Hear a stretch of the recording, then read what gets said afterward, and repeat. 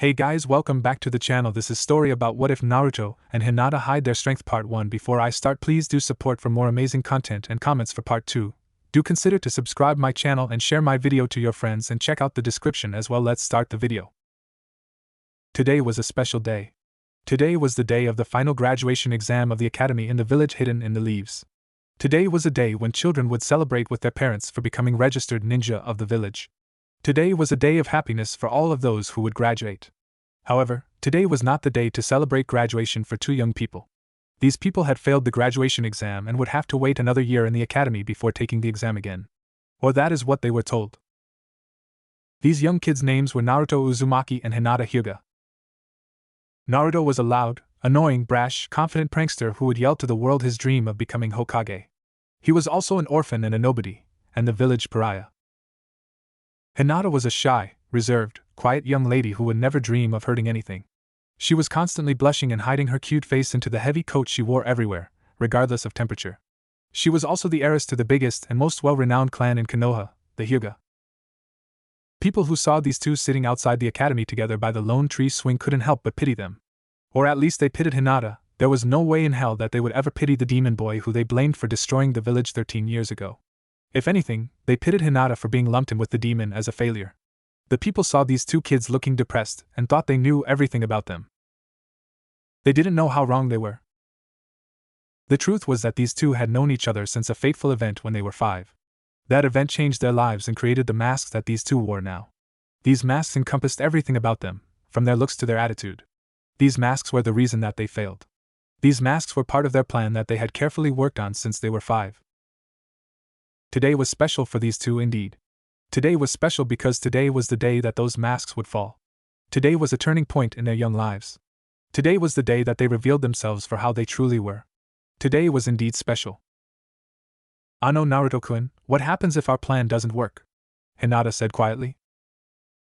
"Which part of the plan, the Mizuki part or the whole plan?" Naruto said while scanning for any possible eavesdroppers. "The Mizuki part," Hinata replied. "It will work," replied Naruto. "The bastard is too power-hungry for his own good. Besides, here he comes now." Seeing Naruto and Hinata sitting alone by the swing, Mizuki began to walk over to them with a barely concealed smirk on his face. "This is perfect. Not only did the demon boy fail, but the Hyuga heiress did as well. I will be able to slaughter the demon brat, get the scroll of sealing for Lord Orochimaru, and sell the Hyuga brat as a slave to the cloud. I'll be rich, and in good favor with my master. It's a win-win-win situation." Thinking all of this as he sauntered over to the failures, he got up to them and got their attention. "Don't you two look rather down in the dumps?" Mizuki asked. "I have just the thing that will cheer you two up. But you have to promise not to tell anyone or else I won't help you." "What could you possibly have that could cheer us up, Mizuki-sensei?" asked Naruto. "The only thing that would cheer us up is another way to graduate, but we all know that that isn't possible." "But that is where you happen to be wrong, Naruto. There is another way you can pass." Seeing Naruto and Hinata's faces brighten up, he thought to himself they fell for it hook, line, and sinker. "Now here is what you two have to do," Mizuki proceeded to explain the location of the scroll of sealing, and where to bring it when they got it. "All you two have to do is learn one jutsu from the scroll without getting caught by anyone, and you'll be genin. But remember, if you tell anyone about this then our deal will be void." Seeing Naruto and Hinata nod in affirmative, Mizuki left to go back home. A few hours later within a forest. Stealing this scroll from the old man was a piece of cake, right Hinata? I mean, come on, he got knocked out from one shot of my Oroku no Jutsu. While I would agree that a scroll of this importance should be better protected, I will have to ask you to never use that jutsu again. "Okay, Naruto-kun?" replied Hinata sweetly. Sure thing, Hinata-chan," said Naruto nervously. "Damn, she can be really scary." "Now while I know that stealing the scroll was just part of our plan to expose Mizuki, I don't see why we can't use this scroll to help us learn, so let's learn some jutsus." "Oh, I know, I can use this cool new scroll copying Fuinjusta that I learned from this book that I borrowed from the advanced ninja portion of the library. That way we can spend our time looking at it." "That's a great idea, Naruto-kun." Naruto placed the scroll on the ground, then took some ink, a brush, and some paper out of his pouch and proceeded to neatly write an intricate seal on the piece of paper. When he finished he placed the paper on the scroll and said Fuinjutsu, Scroll copying seal black markings erupted from the paper and covered the scroll before returning to the piece of paper. With that done, Naruto removed the slip of paper and carefully folded it before placing it in his pouch. Done. Now we just have to get a blank scroll or scrolls and activate the seal, and it will copy as much of the original onto the new scroll that will fit, said Naruto triumphantly. Hinata smiled and said, now how about we look for anything cool in the scroll before Mizuki gets here? Alright. They both sat down next to each other in between some tree roots and opened up the scroll. The first item listed that caught their interests. The Kagebunshin. I never knew that it was a Jonin level technique. Sensei failed to mention that when he taught us, said Naruto as he rambled on his thoughts. Well, maybe he didn't want us to get a big head like your mask would obviously do if he had learned it, replied Hinata with a cute giggle. Speaking of Sensei, he hasn't spoken to either of us for a while now. What do you think he is doing, Naruto-kun? Asked Hinata. Knowing him, he's been spending his time sleeping. Although I do have to wonder when he will let us drop the special henge that he made us put up. It is so annoying not being able to walk in our actual bodies, replied Naruto with a hint of annoyance in his voice. While I agree with you about the henge, Naruto-kun, you do have to realize that it masks other things besides our appearance. If we didn't have his special henge, who knows what sort of trouble you and me would get into, said Hinata with another giggle at the end. Although I do have to imagine that he will let us put it down soon since we are unmasking ourselves today. Naruto heard rustling in some nearby bushes and quickly told Hinata to be quiet. They were expecting Mizuki to come out of the bushes, but surprisingly Irika popped out instead. Naruto, Hinata, you have no idea how much trouble you two are in, screamed Irika. Trouble? What do you mean, Irika-sensei? We got the scroll and learned a jutsu from it. Doesn't that mean that we passed? Questioned Naruto. Who told you that if you stole the scroll and learned a jutsu that you would pass? Asked Irika carefully. Suddenly there was a whistling noise as four shuriken shot out of a nearby bush aimed directly at Naruto. Naruto braced for impact as the shuriken came closer, but when he heard the noise of metal piercing flesh, he felt no pain. Opening his eyes, he saw Irika leaning over him with blood dribbling down his face and four shuriken sticking out his back. That would be me, said Mizuki evilly. I was the one who told them to steal the scroll and to come here under the illusion that they would become genin. I was the one who also rigged all of Naruto's tests so that they would be Chunin level questions. I also was the one who punished Naruto for things he didn't even do. Do you want to know why, Naruto? Why I did these horrible things to you? Why everybody hates you? It's quite simply it's because. You can't, Mizuki, it's against the law to tell him, yelled Irika desperately. Ignoring Irika, Mizuki continued, because you are the nine-tailed demon fox. Dead silence filled the air. Suddenly Mizuki started laughing manically. Hee hee ha ha ha ha ha ha. Tio stunned Tio move after being told what you actually are. That's a joke. You really are pathetic, demon. I'm going to enjoy slaughtering you and selling your whore of a Hyuga to the cloud. There is no telling what they will do to her body though. Ha ha ha ha ha. Suddenly a huge amount of killing intent started rolling off of Naruto. Feeling it, Mizuki started to unconsciously sweat. Inside Naruto's and Hinata's head they heard a voice which said, I've had enough of that wimp's pathetic laughter. Destroy him but keep him alive. I'm sure your Hokage will want to have a few words with him. You shouldn't need my help. They both replied in their heads, Hi, sensei. The killing intent coming off Naruto suddenly doubled in amount, and added on top of it Hinata started pouring out her own, matching the level of Naruto's. Mizuki started to really sweat as he felt their combined killing intents bury him. How is this possible? The demon I can imagine, but this little girl is matching his killing intent with no effort. Wasn't this girl the shy little Hyuga brat who refused to hurt a fly? What the hell is going on? The killing intent suddenly stopped and Mizuki breathed in a huge gulp of air.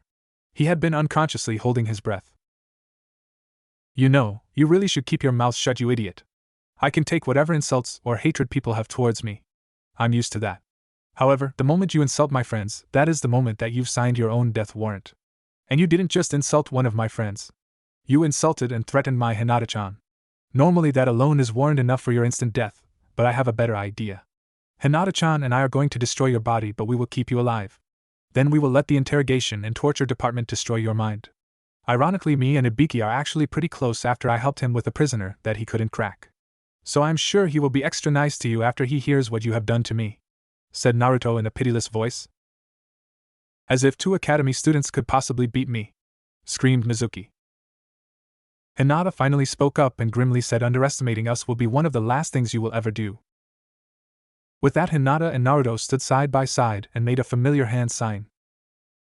Tajuakage Bunshin no Jutsu. Smoke filled the forest, and when it cleared there stood 500 copies of Naruto and 500 copies of Hinata. Mizuki fell over in fear. The clones pounced. Mizuki's screams could be heard throughout the forest. With a huge rush of smoke, all of Naruto and Hinata's clones dispelled. Lying bloodied and beaten on the ground was the crippled form of Mizuki. The only way to tell that it was in fact Mizuki was to look at the few spots of his hair that were not covered in blood. Satisfied with the job well done, Naruto and Hinata walked over to Irika, helped him up and slung him over their shoulders. They started to trudge back to the village in silence when Irika spoke up. "So I take it that you two are hiding something rather large?" he asked the young kids. Taking his free hand and rubbing the back of his head in a nervous gesture, Naruto said, "You caught us, Irika-sensei. But we won't tell you until after we tell the old man. But I promise that we will tell you what the old man says we can safely tell you after we get his permission." "Fine, but before you two go to talk to the Hokage, can you help me get to the hospital first? These wounds are not going to heal themselves." "That's fine, Irika-sensei. Your safety takes priority." Just then there was the whooshing of air as several members of the ANBU appeared, followed by the Hokage himself. "Ah, Naruto, just the boy I was hoping to see. Would you care to explain why you stole the scroll of sealing and why Irika has 4 shuriken in his back?" asked the Hokage with an edge in his voice. "Sure thing, old man." Several ANBU sweat dropped upon hearing the way he referred to the Hokage. "But first we have to get Irika-sensei to the hospital, and if we are going to tell you anything it will be just you, me, and Hinata with several security seals in place," said Naruto cheerfully. "Very well. Cat board, take Irika off their hands and get him to the hospital." "Hi, Hokage-sama," they dutifully replied. They shifted Irika onto their shoulders and proceeded to shun Shin away. Freed of their burden, Naruto and Hinata stretched out their backs and got a few satisfying cracks. Hiruzen's eyes widened as they, "No," she did so. The shy heir to the Hyuga clan just cracked her back in public, and in front of the Hokage no less. Hinata, seeing his expression, giggled and said, "What, you really think that I'm that shy little girl who can't stand up to anything? No, I'm so much more than that. But we will talk about that later, when there are seals in place." Snapping out of his shocked state, the Hokage cleared his throat and said, "Well, we should hurry up then. I am now very curious as to what you two have to say to me." With that they quickened their pace to the Hokage Tower. Hokage Tower, Hokage's room, 5 minutes later. "All right, we are here, so what is it that you—" "Seals first, questions later, old man." Naruto and Hinata then proceeded to go quickly through several hand signs and said Fuinjutsu, perfect sound barrier, and Fuinjutsu, perfect sight barrier. The walls of the room glowed with markings as the 2 jutsus took effect. The Hokage was flabbergasted. He had just watched 2 academy students use an A-rank Fuinjutsu each. "Would you care to explain how you two just used an A-ranked jutsu?" the Hokage asked in a dangerous voice. "Sure, our sensei taught it to us for pretty much this exact reason," replied Naruto. "You two have a sensei? Who?" Everybody knows that private tutoring of academy students is not allowed unless they are within the same clan. If this person is someone in the Leaf Village, they will be severely punished. The Hokage then noticed something that was a bit off between the two of them, something that he only noticed because he was practically interrogating them with his gaze. "Also, you two can drop the henge. I know that you two are hiding under one."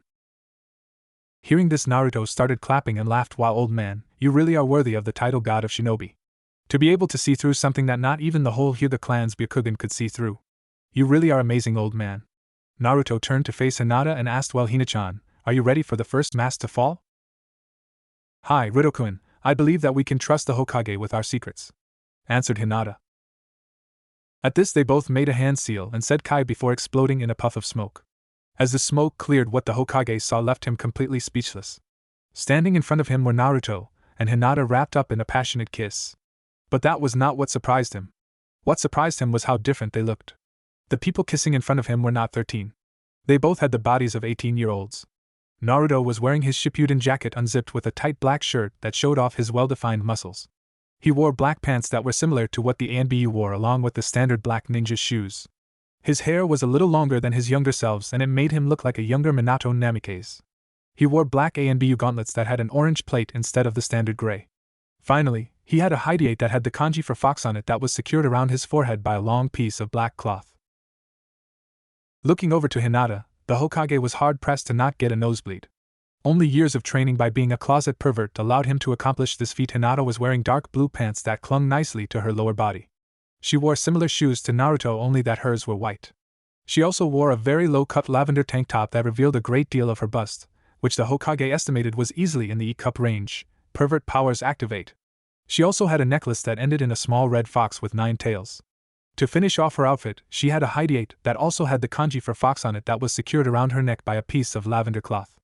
But an interesting thing about her is that she had a tattoo of a 9-tailed fox that looked like it was laying on the top of her left. The fox's tails wrapped along the underside of her and continued to the top of her. They ended with the white tips of the tails near the center of her. Naruto and Hinata had been kissing all this time while Hiruzen observed their new features, but they finally broke apart to get some much-needed air. Turning to the Hokage, Naruto grinned and asked any questions, which elicited a giggle from Hinata. Just one. How? Answered the old man. That's a fun one, since we get to tell you the whole story, and hopefully that will answer any other questions that might come up. Now where to begin? Yes, it was 8 years ago on my birthday, October 10th. Flashback no jutsu. Get back here, you demon! Die, you demon scum! You'll pay for what you have done, you demon bastard! These shouts and similar ones followed Naruto as he raced through the streets of Konoha to try and escape the mob that was chasing him. He turned a corner into an alleyway, then suddenly slammed into someone on accident. This allowed the mob to catch up. They picked him up and slammed him against the wall. Now that we have you, we are going to make you pay for what you have done.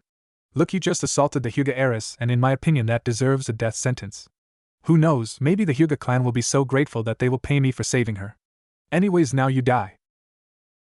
The man pulled out a knife and was about to thrust it into Naruto's throat when suddenly his arm went limp and he dropped his knife onto his foot. He jumped back and screamed in pain, releasing Naruto. He looked up to see the Hyuga heiress standing in front of Naruto in a rudimentary Juken stance. You'll pay for that, you little bitch! Pulling his knife out of his foot, he turned his attention onto Hinata and advanced towards her. She was frozen in fear and couldn't do anything. She turned to ask Naruto for help, but he was just standing there with a glazed look in his eyes. She ran over to him and started begging him to help her, but she got no response. Naruto's mindscape.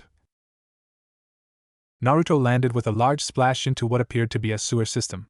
He got up and frowned at his soaked clothes before looking around. Where am I? He asked himself. The last thing he remembered was the cute girl with lavender eyes saving his life, and then suddenly he was here. You are in your mind, Kit answered a loud and dark voice. Naruto whipped around and saw that he was standing in front of a huge cage. Inside the cage he saw a gigantic fox with 9 tails that lazily flicked about. My mind? How is that possible? And if so, why the hell do I have a giant furball in here with me? Giant furball? Is that what you think I am? I ought to destroy you, you insignificant whelp. How dare you insult me? I am the great Kyubi no Kitsune. Yeah, I know who you are, but that doesn't explain why you are in my mind though. Unless you got sealed in here by someone. If that is what happened, then suddenly my life makes a whole lot more sense. Well, the kid is smarter than he looks, Yes, you are right, I did get sealed in here by the Yondaime Hokage, and yes, I am the sole reason why your life has been miserable. Do you hate me for that? Do you hate me for making your life shit? Do I hate you? Why would I hate you? My life may not be great, but at least I'm not some stuck-up prick who thinks that they own the world. So no, I don't hate you. In fact, I am glad that you are stuck inside of me because it has taught me humility and made me stronger. Suddenly there was a loud booming noise that repeatedly reverberated through the sewer. It took Naruto a moment to realize that that noise was actually the Kyubi laughing. Ha ha ha ha ha, you are funny, Kit, I'll give you that. And you have spunk too. I like that. How about I make you a deal, Kit? Right now in the world, that cute girl who saved your life is about to get skewered. If you remove this godforsaken seal, I'll give you the power to save her life. And I promise not to take over your body or anything like that. Demons can't break promises. All I ask for in return is that you summon me to your world every so often, and as an added bonus, I'll train you to become a ninja. How does that sound? You better act quickly before the girl gets impaled. That deal sounds fine to me. I just have one question. What's that, Kit? What is your real name? My real name? Ha ha ha ha, I really like you, Kit. It's Kurama. Yours?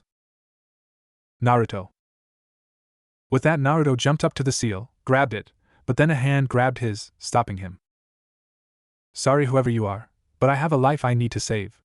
Saying this, Naruto shook the hand off and ripped the seal completely off. Real world. The explosion of chakra that happened could be felt throughout Konoha. People who knew what this chakra was thought that the world was ending. But as quickly as the explosion came, it left. Inbu raced to where the epicenter of the chakra explosion was, and what they found there was a horror scene. Bits of human bodies were everywhere, and the alleyway was drenched in blood. Amazingly, none of the surrounding buildings were harmed by the explosion. There was no evidence of who had done this since there were no survivors. Meanwhile, at the field on top of the Yondame's head, 2 people were washing their clothes in a stream, trying their best to remove all the blood that had soaked into it. Hey, what's your name? I would like to know the name of the cute girl that I saved. I know it's Hinata Hyuga. I know, are those real? Hinata had been watching them for some time, and she needed to know if they were real. What was she referring to? Why the 9 red with blonde tips foxtails and the 2 similarly colored fox ears that Naruto now had on his body? Oh, these? Yeah, I guess they are real. I mean, I can feel stuff that they touch. Can I touch them? Hinata asked shyly. Sure, I don't see why not. Hinata eeped with joy and pretty much tackled the boy and started rubbing his tails, not caring that both of them were currently naked. As soon as she started rubbing his tails, a deep rumbling noise came out from the base of Naruto's throat. Hearing this noise come from his throat caused him to blush deeply. You purr too? You're the best boy ever, stated Hinata with joy, causing Naruto to blush even deeper. I only wish that I could have tails like you. How did you even get them? Asked Hinata.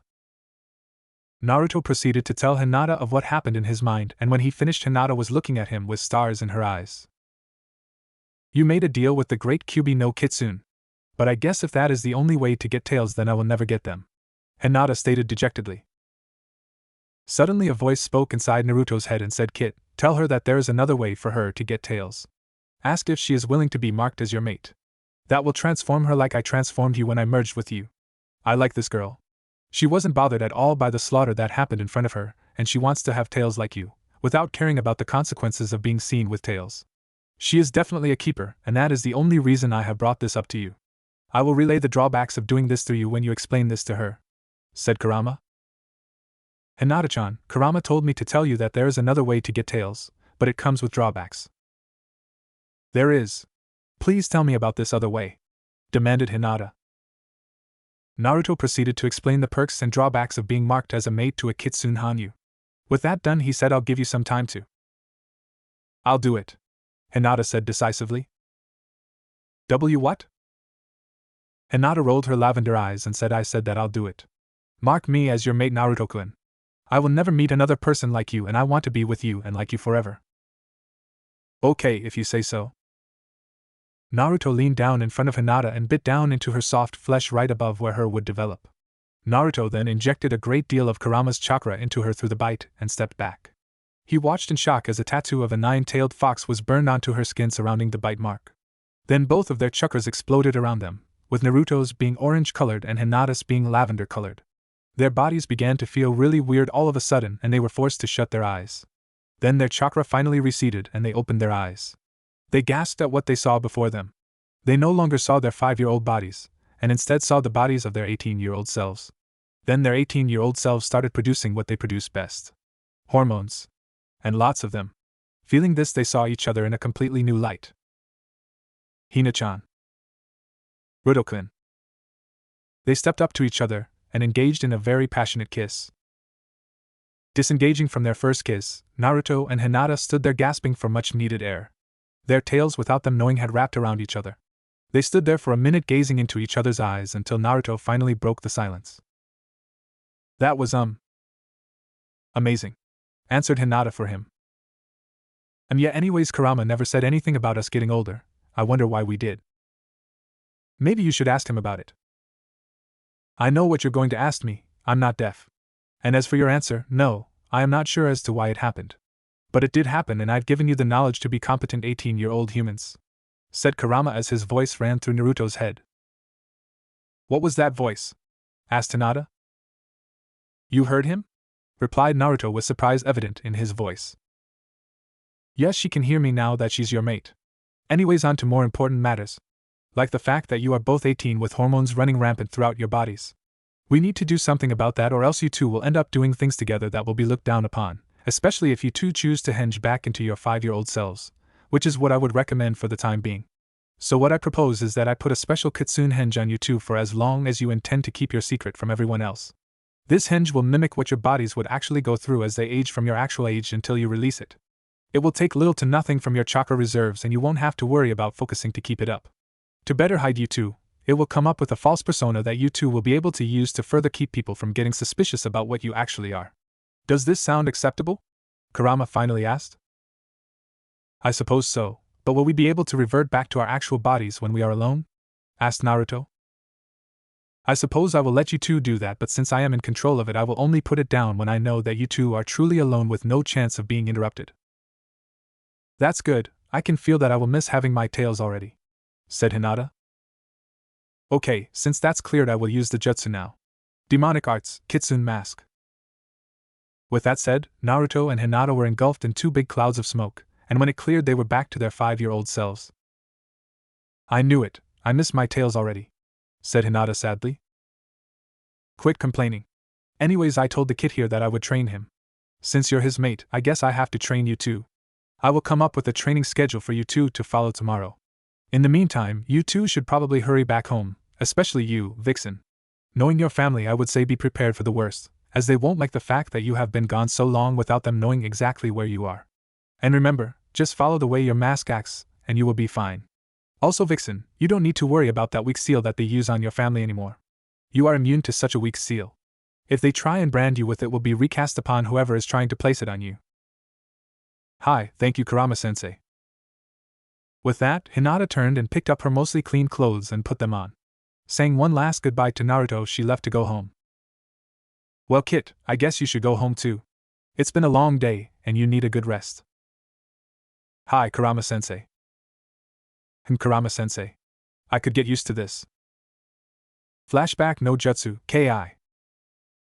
And that's how it went, old man. We followed the masks that we were given to us, and we lived our lives until this point. The only change was that Hina-chan and I would go train with Kurama-sensei every time we were able to get together, concluded Naruto. Well, that is quite the story, but you said you have tails, why don't you currently have them? Asked Hiruzen. With a giggle, Hinata said, for the same reason that we didn't have them before, we are still under a henge.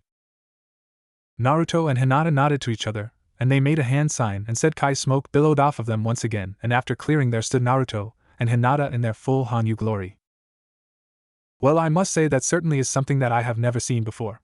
Now on to more recent business. What exactly happened tonight with the Scroll of Seals? And for that matter, why did you two fail the academy test when quite clearly you two are powerful enough to be genin?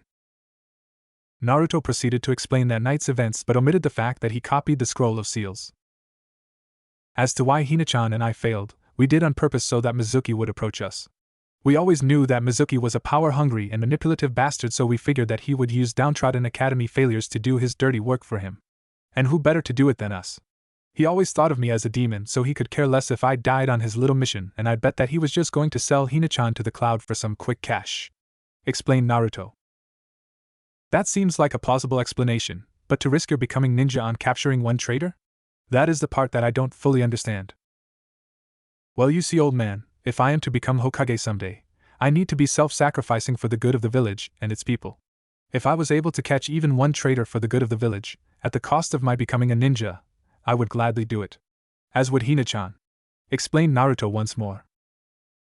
Upon hearing this, Hiruzen chuckled and said, the will of fire burns brightly within you too. I believe that you will make a great Hokage one day, Naruto. Thank you very much, old man. Before we go, there are 2 things that I would like to ask for. First is that I be placed on a team with just Hinata and with no sensei, since our sensei lives inside of us. That is acceptable, as the previous teams had been made without you two in them since you had failed. What is your second request? Taking a deep breath, Naruto said, second is that I would like to claim my rightful inheritance of the Namikaze clan estate, and all belongings connected to it, as well as any last letters that my mother and father left for me. Upon hearing this, Hiruzen's pipe clattered onto his desk, and his jaw dropped with only one word on his lips. How? Examining Hiruzen's shocked expression caused Naruto and Hinata to burst out into laughter. His expression was absolutely priceless. "Geez, you should see you face, old man," stated Naruto through his laughter. A/N. For those One Piece fans out there, Hiruzen's face looks like what Enel looked like after he first tried to use L Thor on Luffy when they first got to the arc Maxim. I love that face, it's hilarious. Regaining control of his expression, Hiruzen cleared his throat and asked, "So how do you two know of an SSS class ranked secret that very few people have the privilege of knowing about?" "It's simple, old man, we both met him," stated Naruto. "Impossible. He's been dead since you were born," said Hiruzen. "That may be true, Hokage-sama, but you know that Yondaime-sama was an absolute genius when it came to seals," stated Hinata. "So what are you two saying, that he sealed part of himself away so that he could talk to you when you grew up? That's impossible." "That's actually exactly what happened, old man. My father sealed part of himself into the seal that he used to seal Kurama, as a failsafe." "A failsafe for what?" asked Hiruzen. "A failsafe for if the seal was ever to be ripped off or break," answered Naruto. "I see, so I take it that you met him when you were about to rip off the seal the first time?" "Actually, no, I was in a rush, so I sort of ignored him at that time. He did try to stop me though, but I was too preoccupied with saving Hina-chan's life." "So when did you meet him if not then?" "It was a few days after the event, and Hina-chan and I met at a secret spot so we could begin our training." Flashback no jutsu. "Alright, you two, I hope you bought new clothes for your 18-year-old selves, because what you are currently wearing will be ripped to shreds if I turn you back right now." Kurama's voice echoed through the two mates' minds. "Hi, Kurama-sensei, we have both bought new clothes for our new bodies. We have also been working on speaking to each other through the mind link that we now have," replied Hinata in her head. "Good, now strip so that we may begin." Hinata and Naruto stripped their clothes off and Kurama released the hinge. With two loud poofs, Naruto and Hinata were back to their Hanyu selves and they immediately rushed towards each other and kissed deeply. Kurama rolled his metaphorical eyes and thought, humans and their damn hormones. "Enough of that, you two. Get dressed in your new clothes so that we may begin your training." Naruto and Hinata looked a bit depressed but said, "Fine, Kurama-sensei." They both got dressed and admired each other's new outfits. Naruto couldn't help but stare at the large amount of cleavage that Hinata was showing off in her lavender tank top. Hinata, on the other hand, couldn't help but stare at the muscles that Naruto was showing through his black shirt. "I know that we have seen each other naked before, but I have to say, Hina-chan, you look really damn sexy in that outfit," stated Naruto, who was still staring at Hinata's cleavage. "You don't look half bad yourself, Rudoku-kun," Hinata replied teasingly. "Alright, snap out of it, you two. Especially you, Kit. Ever since she put that shirt on, you've been in some sort of trance, staring at your mates," Kurama said with annoyance laced in his voice. Kit. Kit. Naruto, snapped the hell out of it," Kurama roared. "Who? What? When? Where? How?" "Finally, I have your attention. I'm going to need you to summon me to your world so that we can begin. To perform the summoning jutsu, you need a blood sacrifice. So just bite your thumb and then perform the hand signs of boar, dog, bird, monkey, and then ram and slam your palm into the ground. I am a bit unique as I am within you, so you won't need to use any chakra to summon me." Nodding at Kurama's instructions, Naruto bit his thumb, made the seals, and slammed his palm into the ground. Kuchios no Jutsu. The seals spread across the ground and there was a large puff of smoke. When the smoke cleared, there were 3 people standing there when they hadn't been standing there before. The first was a tall and well-built man with a pitch-black kimono that had an orange flame pattern that wrapped around the kimono. He had long spiky orange hair that reached down to his lower back. A/N. Picture Madara's hairstyle but the color of Kurama's fur. He had 6 whisker marks, 3 on each cheek. The most striking thing about him, though, was his 9 orange tails with white tips that flailed lazily about. If you looked closely at the top of his head, you would see the tips of 2 fox ears sticking out of his hair. You could tell just by standing around this man that he was extremely powerful, and not someone that you would want to mess with. The way he held his body demanded authority, and the aura that was coming off of this man would make the weak grovel at his knees. This man was the human form of the great Kyuubi no Kitsune, Kurama.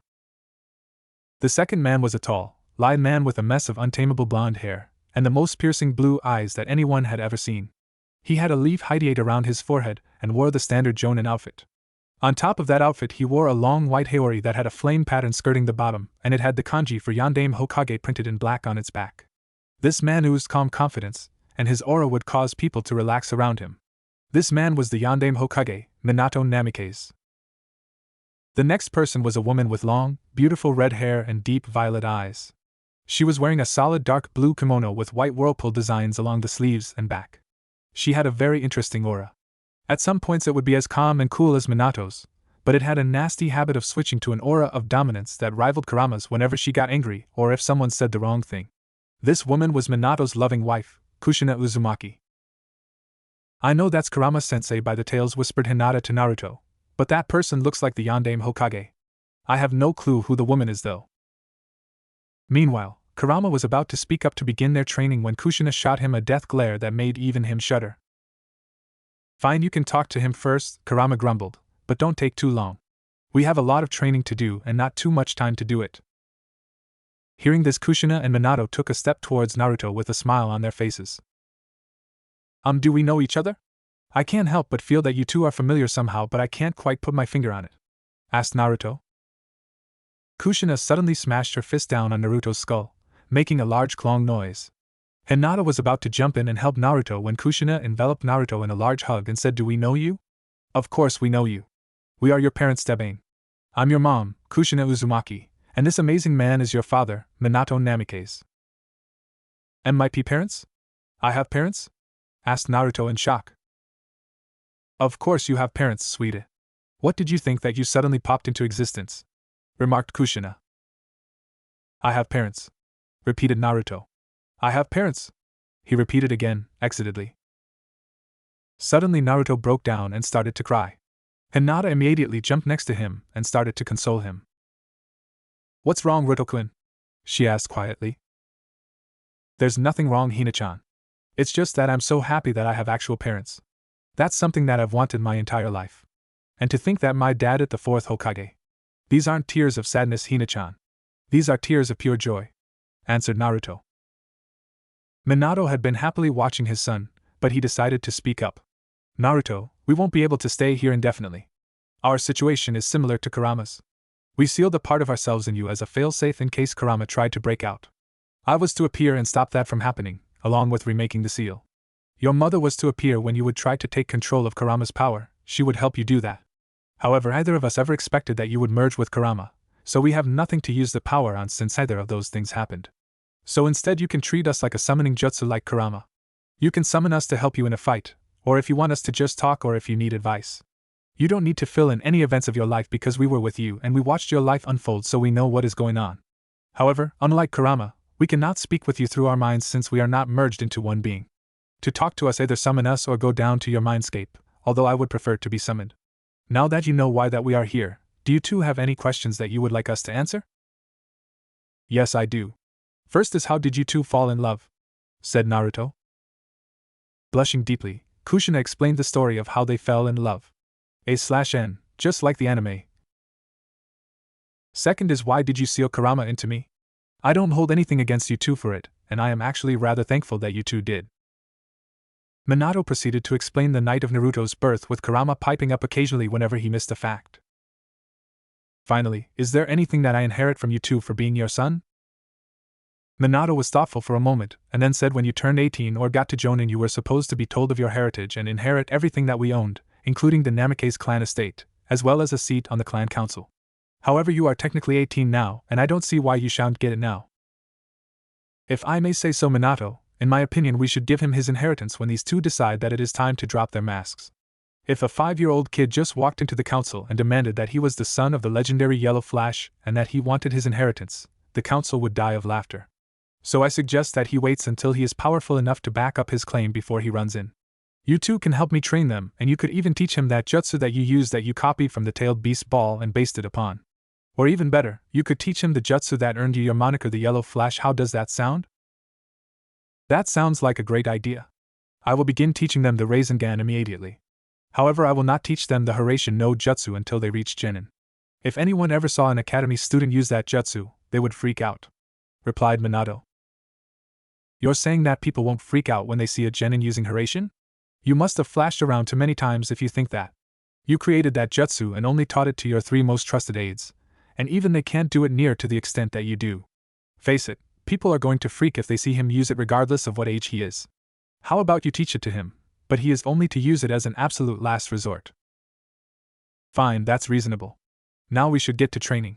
The first thing I'm going to teach you is the Kage Bunshin no Jutsu. With both of your insane chakra reserves, you should get it down in no time, and it will speed up your training speed by 1000% due to the memory retention of shadow clones," said Minato. With that, they finally began training. Flashback no Jutsu Ki. And that, old man, is how I learned of my parents. We have decided to discard our masks now, so we have come to get my inheritance, concluded Naruto. It seems as if I have no choice. Here are the letters that your parents left me to give you. All of the money that you now have is locked in the Namikaze clan vault, in the Namikaze compound. I assume you know where it is? Asked Hiruzen. Replied Naruto. I will take him there, Hokage-sama. It is quite close to the Hyuga compound. However, I do not intend on returning to the Hyuga compound except to gather the little amount of valuables that I have there, said Hinata. Very well, off you two go. And you two can tell Irika everything. Just be sure to use those seals that you have used here. Hi, Hokage-sama, replied Hinata. But wait! Isn't there supposed to be some sort of key that lets us into the compound or something? Naruto asked. Normally there would be, but your dad never used the main door to get into the compound. He would always just flash in and flash out. However, I'm sure he did something that would let you in. His seal mastery was unparalleled, replied Hiruzen. Fine, I guess we'll just have to stop by the gate and see what's there, said Naruto. With that, they deactivated the security seals and left to go to the compound. 5 minutes later, Namikaze compound. Naruto and Hinata were standing in front of the huge, solid metal gate that was the entrance to the Namikaze compound. It looked like an ordinary gate except for the fact that it had no handles. There aren't any handles, so I guess that there must be some sort of seal to allow entry. Hina-chan, can you check for the presence of any seals? I don't want to touch the door and have it blow up in my face, remarked Naruto. Sure, Ritokun. Byakugan. Ritokun, there are a multitude of complex seals covering the door, and there is a spherical barrier surrounding the entire clan compound. From the limited understanding of seals that I have, I would say that this door reacts to chakra, but I don't know in what way it will react. If it reacts to chakra, then the seals should show up if I do this, said Naruto, as he placed his finger on the door and injected some of his chakra into the door. In an instant, the door was covered in a huge amount of very complex seals. I see. This matrix is so simple, yet so complex at the same time. The Yondaime really was an absolute sealing genius. I think I've figured out what to do, but first let me mark your chakra as allowed for entry, Hina-chan. Naruto took Hinata's hand and held his own up to the door, and then flowed his chakra through the door. The seals glowed for a moment, and then completely disappeared. Naruto stood back and smirked. I know now what Ritokun. Now we walk in, Hina-chan. Naruto then grabbed Hinata's hand and dragged her straight through the metal door. Once on the other side, Naruto looked at Hinata and chuckled at Hinata's completely confused face. I know what just happened? Asked the confused Hinata. We walked through the door, Hina-chan. But the door was solid metal. I told you that my father was a sealing genius, didn't I? Seals are an amazing thing, and it's sad that Fuinjutsu is becoming a lost art. I understand that now, Ritokun, but I'm still getting used to the fact that I just was dragged through a solid object.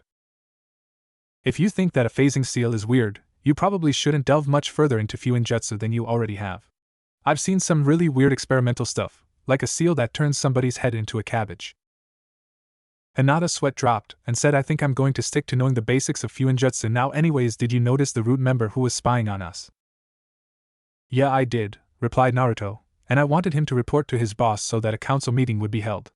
I think it would be fun if we crashed it, don't you, Hina-chan? Well, that will be so much fun to reveal our true selves to the whole council at once. We should go in under a kitsune illusion so no one notices that we are there, before interrupting a serious part of the meeting. I can only imagine how angry Hayashi will be when we show up, replied Hinata gleefully. Naruto proceeded to make a shadow clone and ordered it to find out when the meeting would be held. The clone hinged into a bird and flew off. Hinata then made 5 clones and told them to gather her valuables from her room in the Hyuga estate. They put themselves under a kitsune illusion that made them invisible and left to fulfill their task. Okay, now that the business is done, let's check out our new home, Hinata-chan, said Naruto as they entered the main compound. As Naruto and Hinata entered the main compound, the first thing they noticed was the huge amount of dust. The second thing that they noticed was a small table with a scroll on it in the middle of the room. Naruto walked over to the table and picked up the scroll, blew off the dust, and carefully unrolled it. He then read aloud to Hinata. Naruto. If you are reading this, then that means that we are dead and that you have been notified of your lineage and inheritance. While we are sorry that we couldn't be there for you, I hope you can understand why we couldn't be there and why you were not told of your lineage from the start. We do, however, want you to know that we loved you and will always love you even if we aren't there physically. When you do decide to take up the Namake's family name, I hope you will do so proudly. If and when you do decide to marry someone, we want to make sure that you choose someone who brings out the best in both of you. And for whatever reason, if that person is Kushina's best friend Hitomi Hyuga's daughter, bring up Clan Act 31.b if you are ever forced to defend her in a council meeting. If you bring that up and she agrees, you both will be untouchable by both the Hyugas and those idiots on the civilian council. I understand that they will probably try even still, especially that prick Hayashi, but I know all of the laws of Konoha by heart, and there are no loopholes to 31.b. I hope that you eventually do decide to continue the Namake's bloodline, and I also understand that the civilian council will probably try to enact the Clan Restoration Act upon you. You may choose that you want multiple wives or you may not. The council will probably try to force you into choosing multiple wives, but in reality, they have no choice in the matter, as it is up to the clan head of the endangered clan to choose whether to follow the act or not. Since you are my only son, and I am probably dead, that automatically makes you the clan head and gives you a seat on the clan council. Anyways, enough of the boring clan stuff. We have left you the entirety of our jutsu library for you to view at your pleasure, and the Namake's family fortune is sealed within the vault under the compound, along with a few special things.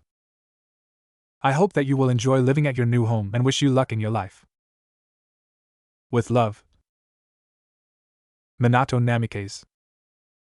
Kushina Uzumaki. P.S. I understand that it has probably been a long time since anybody has entered the compound, and that it is probably quite dusty.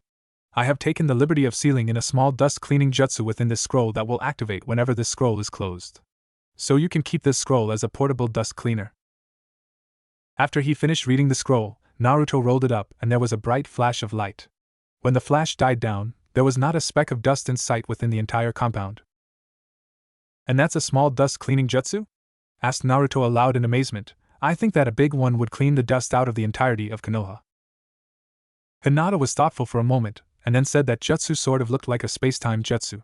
In other words, I think that the dust was transported somewhere, not just poof out of existence. I guess you're right, Hina-chan. But where would my dad transport that much dust to? Meanwhile, at the Hyuga compound, Hayashi's study. Hayashi had just left his study to go to a clan meeting about the fact that Hinata still wasn't home, when out of the corner of his eye he saw a flash of light from under the door. Curious, he opened the door and was greeted with a wall of 13-year-old dust that quickly tried to escape through the open door. He slammed the door shut to prevent the rush of dust and called to a branch member that was walking by. Get a maid or 30 to clean my study while I am at the meeting. It had better be clean by time I'm done with my meeting. Hi, Hayashi-sama. If I may ask, why does your study need to be cleaned? It was just cleaned yesterday, sir. You will see when you clean it. Now I have a meeting to attend to and I will not hesitate to say that it was you who held me here if I am late. So do you have any more stupid questions? No, sir. Good. With that said, Hayashi walked off to the clan meeting, thinking when I find out who did this there will be hell to pay. Back at the Namake's compound. That's a good question, Rido-kun, but the dust is not our problem anymore, so don't worry about it, said Hinata sweetly. If you say so, Hina-chan. Now let's go and explore our new home. But first let's dispel our henge. We can be ourselves in here. Naruto and Hinata dispelled their henge and then started to wander through the estate. Since they were in the main compound, they started with the master bedroom. They then checked out the master bathroom, which was connected to the bedroom. Naruto was overjoyed at the size of the bath and that he would now get to shower with consistently hot water. Hinata was thinking devious thoughts of how she could make it look like an accident while walking in on a bathing Naruto. After exiting the bathroom into the main bedroom again, they encountered the clones that Hinata had sent to retrieve her belongings. They had stopped by Naruto's apartment as well and grabbed the things that they deemed necessary for Naruto to survive, so no instant ramen, as well as her precious items. The stop at Naruto's was unplanned, so one of the clones had made 3 more clones to help. A/N, a clone cloning? It's cloneception. The originals helped the clones put away the stuff before the clones dispelled. Naruto and Hinata then left and continued their walk. They stopped by the well-stocked dojo before Hinata said that she was getting tired. It was 2 a.m. at that point. Just then Naruto received the memories of the clone he had sent out earlier. Apparently, the council meeting has been scheduled for 10 o'clock tomorrow morning. I see that you are tired, Hina-chan, and I'm pretty tired too, so let's head back to the bedroom and get some rest. We can explore the rest of this place tomorrow. MK Rudo-kun, responded Hinata tiredly with a large yawn following. They headed back to the master bedroom, and Hinata kicked off her shoes and flopped onto the bed. In an instant she was asleep. Naruto just chuckled at his mate's actions and took his time to wash up a little before removing his clothes down to his boxers. Walking up to the bed, he noticed that Hinata was completely sprawled out on top of the bed. He gently lifted up Hinata before using his tails to pull back the covers and placed her on the bed. He then laid next to her before pulling the covers back over them. He muttered sweet dreams, my vixen, before drifting into the land of sleep. The next day, 8 a.m. Hinata woke up to find that while they were sleeping, their tails had intertwined with each other, and that she wouldn't be able to get up without Naruto's help with untangling their tails. Hinata then kissed Naruto gently on the lips and whispered, Rudo-kun, wake up. It seems we have a slight problem. Naruto, who had been awakened by Hinata's kiss, rubbed his eyes and said, I could get used to waking up like that. What's the problem, Hina-chan? Hinata giggled and said, well, Rudo-kun, it seems that our tails don't want either of us to leave the bed and get ready this morning. Can't we just stay in bed then? I haven't had that good of a sleep in, well, ever. Sorry, Rudo-kun, but we have to crash the council today, remember?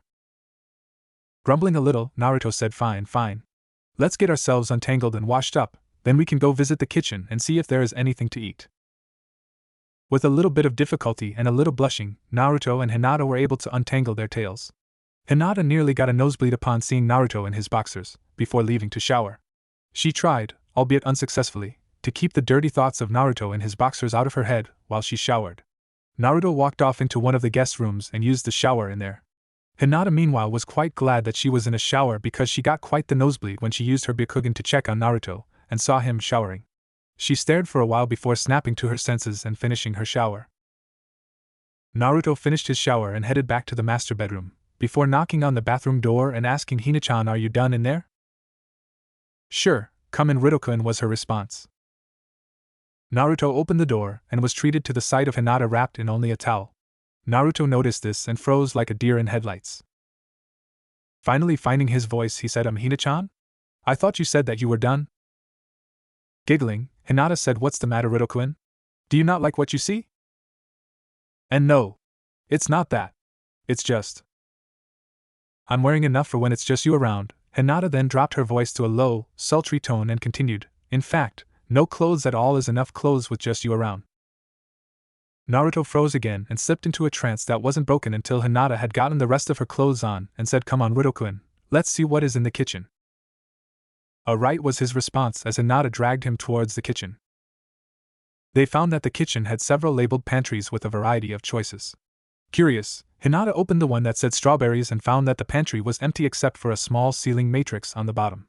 Even more curious now, Hinata injected some of her chakra into the seal, and to her pleasant surprise, a completely fresh strawberry poofed into existence with a small cloud of smoke. Taking a bite out of the strawberry, Hinata said, this is amazing, Rudo-kun. This strawberry must be at least 13 years old, and yet it tastes completely fresh. She then eyed several pantries' labels and set to work. Within 15 minutes she had made a batch of piping hot cinnamon rolls and a huge bowl of homemade ramen and set them out on the table for them to eat. Now, Rudo-kun, you have to understand that today is special and that I will not make you ramen for breakfast very often. Do you understand? Said Hinata as she poured them both a bowl of ramen. Ah, but Hina-chan, ramen is a gift from the gods, just like the kawarimi was a gift from the sacred log, complained Naruto. If you say so, Rudo-kun, but I won't give you your ramen until we come to an understanding, she said, holding Naruto's bowl away from him. Okay, fine, you win, Hina-chan, replied Naruto in defeat. Good boy, here you go. She gave the bowl to Naruto, who then sucked it down in record time. And then another. And then another. Hinata, I have to honestly say that your homemade ramen rivals Ichiraku's, and your cinnamon buns could quickly become one of my new favorite foods. I'm flattered that you would think that my ramen is as good as theirs, Rudo-kun, but I did spend years getting the recipe just right so that you would like it. I am also glad that you like my cinnamon buns, since they are my favorite food and I will make them quite often. They spent the rest of their meal chatting about various ideas for pranks. They then cleaned up their dishes and checked the time. It was 9:45, so they headed out to the gate, hinged into their 13-year-old selves, and then put on a kitsune illusion that rendered themselves invisible before heading out to the Hokage Tower. A/N, if I were evil, I would end this chapter right here, but I said I would get to the council in the last chapter, so the story goes on. And hey, you people wanted longer chapters, right? Hokage Tower, Council Meeting Room, 10 a.m. The council meeting room was a large room with a long, circular table in the middle of it. A/N, think the Gakage Summit meeting table, but a lot bigger. Currently sitting at the table on one side were the clan heads of the Nara, Yamanaka, Akimichi, Aburame, Inazuka, and Hyuga clans. On the other side of the table were the members of the civilian council along with the Hokage's counselors and Danzo. Sitting in between the two sides was the Hokage. The Hokage cleared his throat to silence the quiet muttering of the civilian council and said, "So what is the reason that you have called a council meeting this time?" A counselor spoke up and said, "Well, Hokage-sama, it has come to our attention that the dem he was silenced by the look Hiruzen gave him heir Uzumaki boy and the Hyuga heiress were seen entering the Namikaze clan compound last night. We would like to know why they were seen doing so." Upon hearing of his daughter, Hayashi perked up and said, "Yes, I would very much like to know why my daughter was seen last night with that boy. Especially since she never came home from the academy yesterday." The silence and tension that followed was intense. The Hokage opened his mouth to speak when a cute giggle rang through the air. Instantly, the shinobi side was on alert, with kunai at the ready. Hayashi had his Byakugan activated and scanned the room. He didn't see anything. "There's no one there," stated Hayashi. Suddenly another giggle rang out and a feminine voice was heard. "Poor Hayashi. He thinks that his weak Byakugan would be able to see us." A male voice then said, "Don't you think that you should treat him with a little more respect? After all, he is your FA, MMPPPHH." The center of the room shimmered and revealed a 13-year-old Hinata passionately kissing Naruto. Hayashi was outraged. The civilian side was in chaos. The shinobi side just looked confused. The Hokage was calm but had a grin on his face. To say that Hayashi was outraged would be a huge understatement. He was beyond pissed. First, his failure of a daughter didn't come home after the academy. Then he learned that she had actually failed the graduation exam. A Hyuga failing the academy graduation exam was unheard of. They were the elite of the elite. They were all-seeing. They were the Hyuga, the most powerful clan in all of Konoha. But to hear that his daughter had failed the exam made the normally controlled head of the Hyuga lose his cool. Next, his study was magically filled with an insane amount of dust. And then he got called to a clan meeting, only to learn that his daughter had been seen entering an unenterable place with the demon boy. That bit of info had certainly gotten his attention. But that was when the two in question had suddenly appeared in the middle of a very well-guarded room, the very room that they were meeting in. And to top it all off, his daughter had appeared by silencing the demon with a very large kiss. Not only that, but Hayashi was pretty sure that his daughter had insulted his Byakugan. Hayashi was very, very angry, and after he got this all sorted out, someone was going to feel his wrath. Most likely his daughter. "Hinata," Hayashi said to the still kissing couple in a deathly cold voice, "you are to separate from that thing at once and return to your room immediately. You will wait there until I have decided your very severe punishment." Hinata broke away from kissing Naruto, much to the latter's disappointment, and turned to her father, and said, "I don't think I will, father." She said the word father with a huge amount of venom in her voice. She turned back to Naruto and said, "You were saying that I should treat that man with more respect because he is my father, right, Rudokun? Well, I only give respect to the people who have earned it from me. That list is pretty small so far, and includes you, your parents, Kurama-sensei, and Hokage-sama." Turning back to Hayashi, Hinata said, "I will not be returning to the Hyuga compound, father, because I have a new home now. I also call upon Clan Act 31.b. At this, Hiruzen spoke up and said, "Clan Act 31.b is a very rarely used law. It states that a heir, or in this case heiress, may choose to hand off her title and all associated privileges to someone else in the same clan, and at the same time denounce their own name, and have another clan give them their name." "That is correct, Hokage-sama. I choose to give my title of Hyuga heiress to my sister Hanabi. I also choose to take up residence and the name of the..." Hinata was cut off by Hayashi stating, "I know of Clan Act 31.b, and I also know of its only weakness. That is that in order to join the new clan, you must have written permission from the entirety of the clan that you are trying to join. If even one member of the clan does not want you, then you will not be able to join said clan. So what clan have you tried to convince to let your pathetic self join them?" Hinata upon hearing this just giggled and said, "It wasn't hard to convince this clan to let me join. I choose to join the Namikaze clan. I have the required signatures right here on this scroll. She took a scroll out and tossed it to the still grinning Hokage. The Hokage took the scroll out and looked over its one signature. He nodded and said the signature checks out. Hinata is no longer to be known as Hinata Hyuga, and is now to be known as Hinata Namikaze. That's impossible.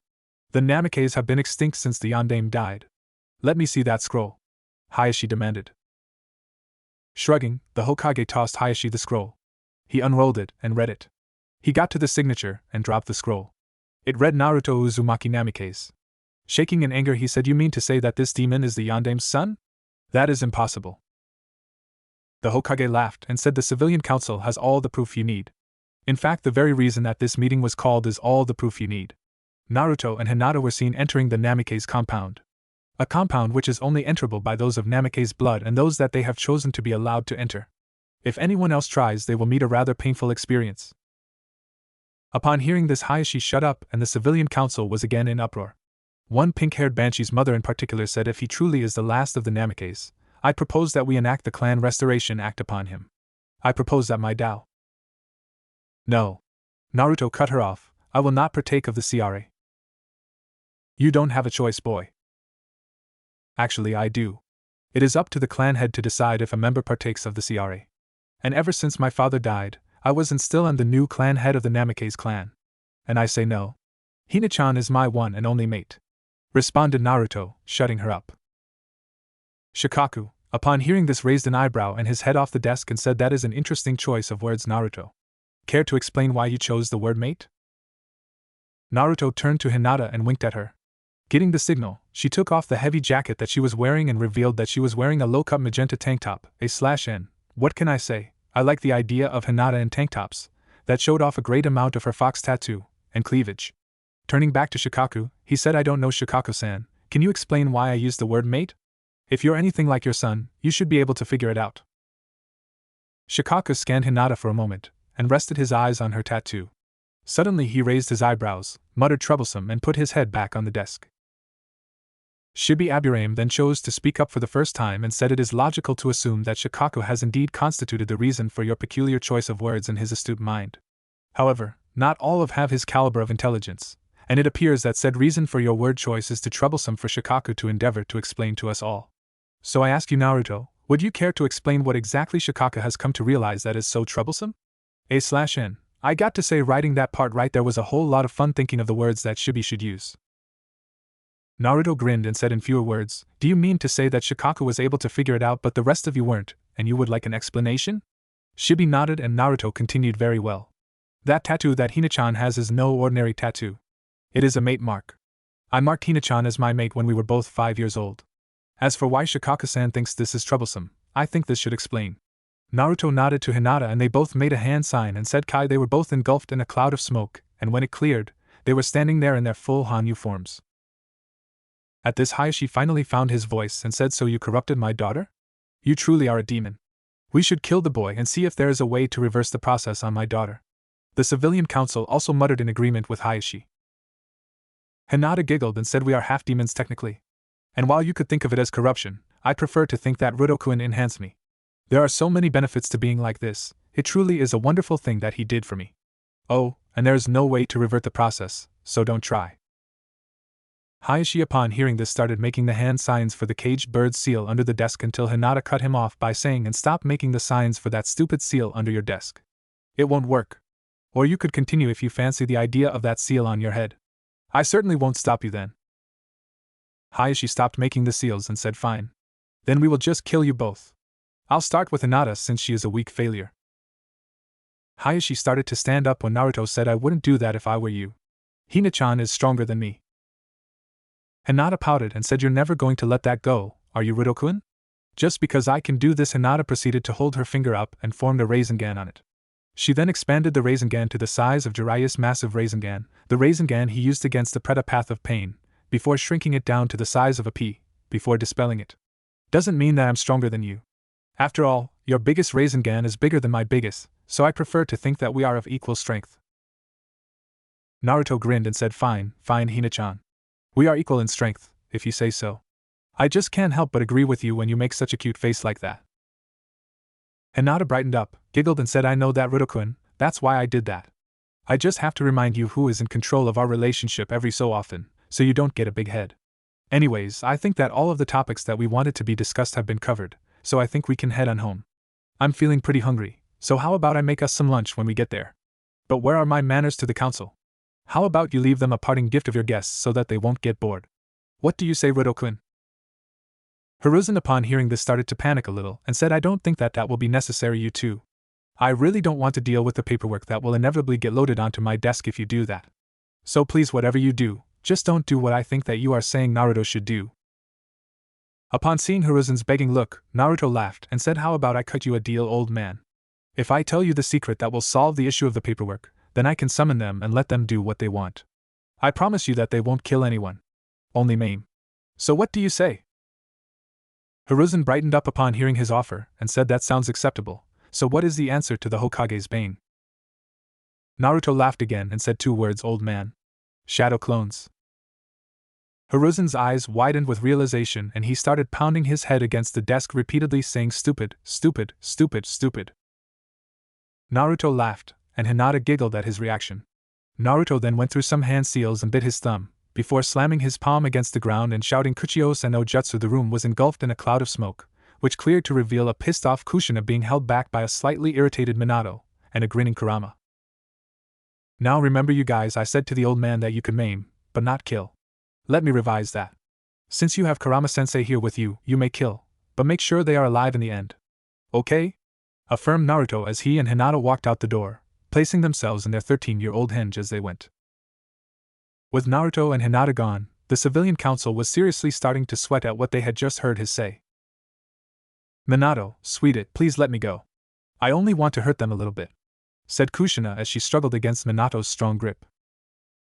Now Kushina, maybe we should hear any excuses that the council has for their actions before we do anything violent, said Minato as he held her back. An ill-fortuned council member then chose to speak up and said, excuses, ha! What sort of excuse do we need? That boy is a demon, and now the girl is one too.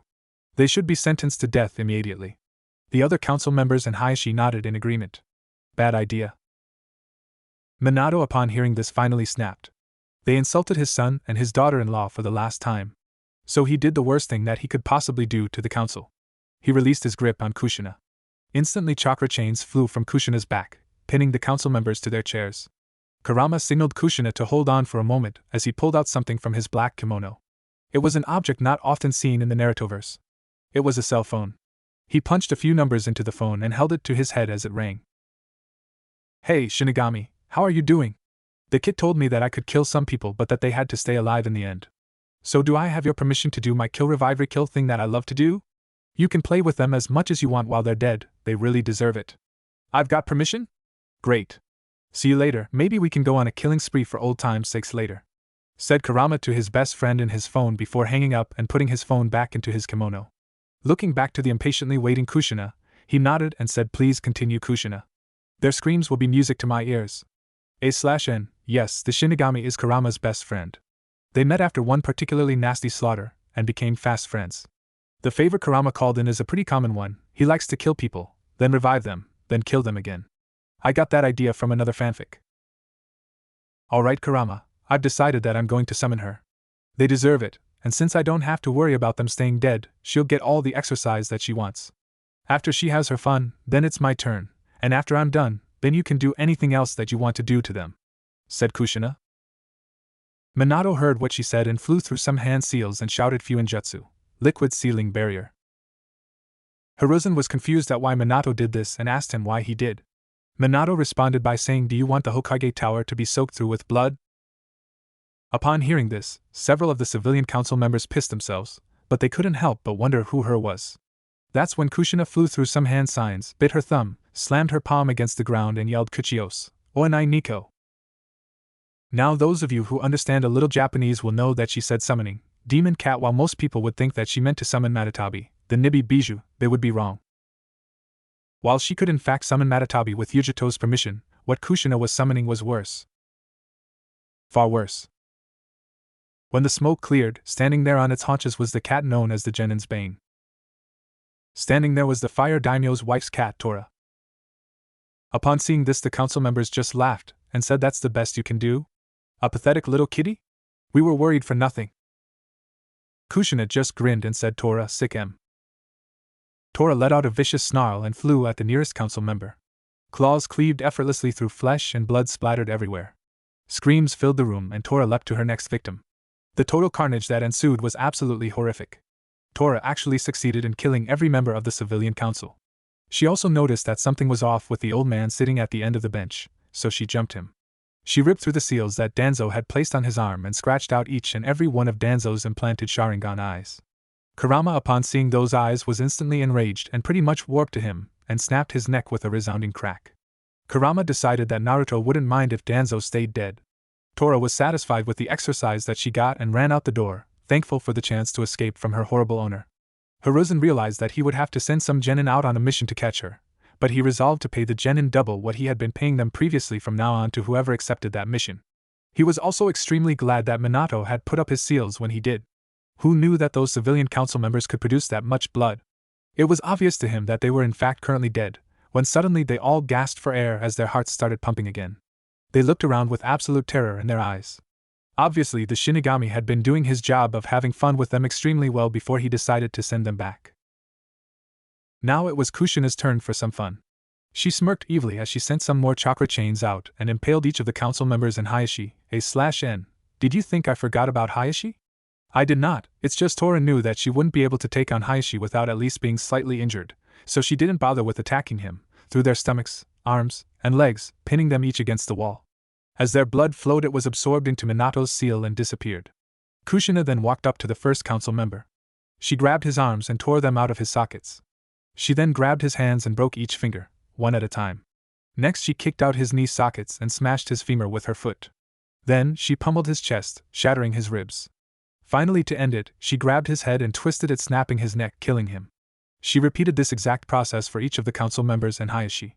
Finally satisfied with her work, she released her chains and took a step back. Once they had revived again, it was Kurama's turn. What he did to them was simple, yet extremely effective and painful.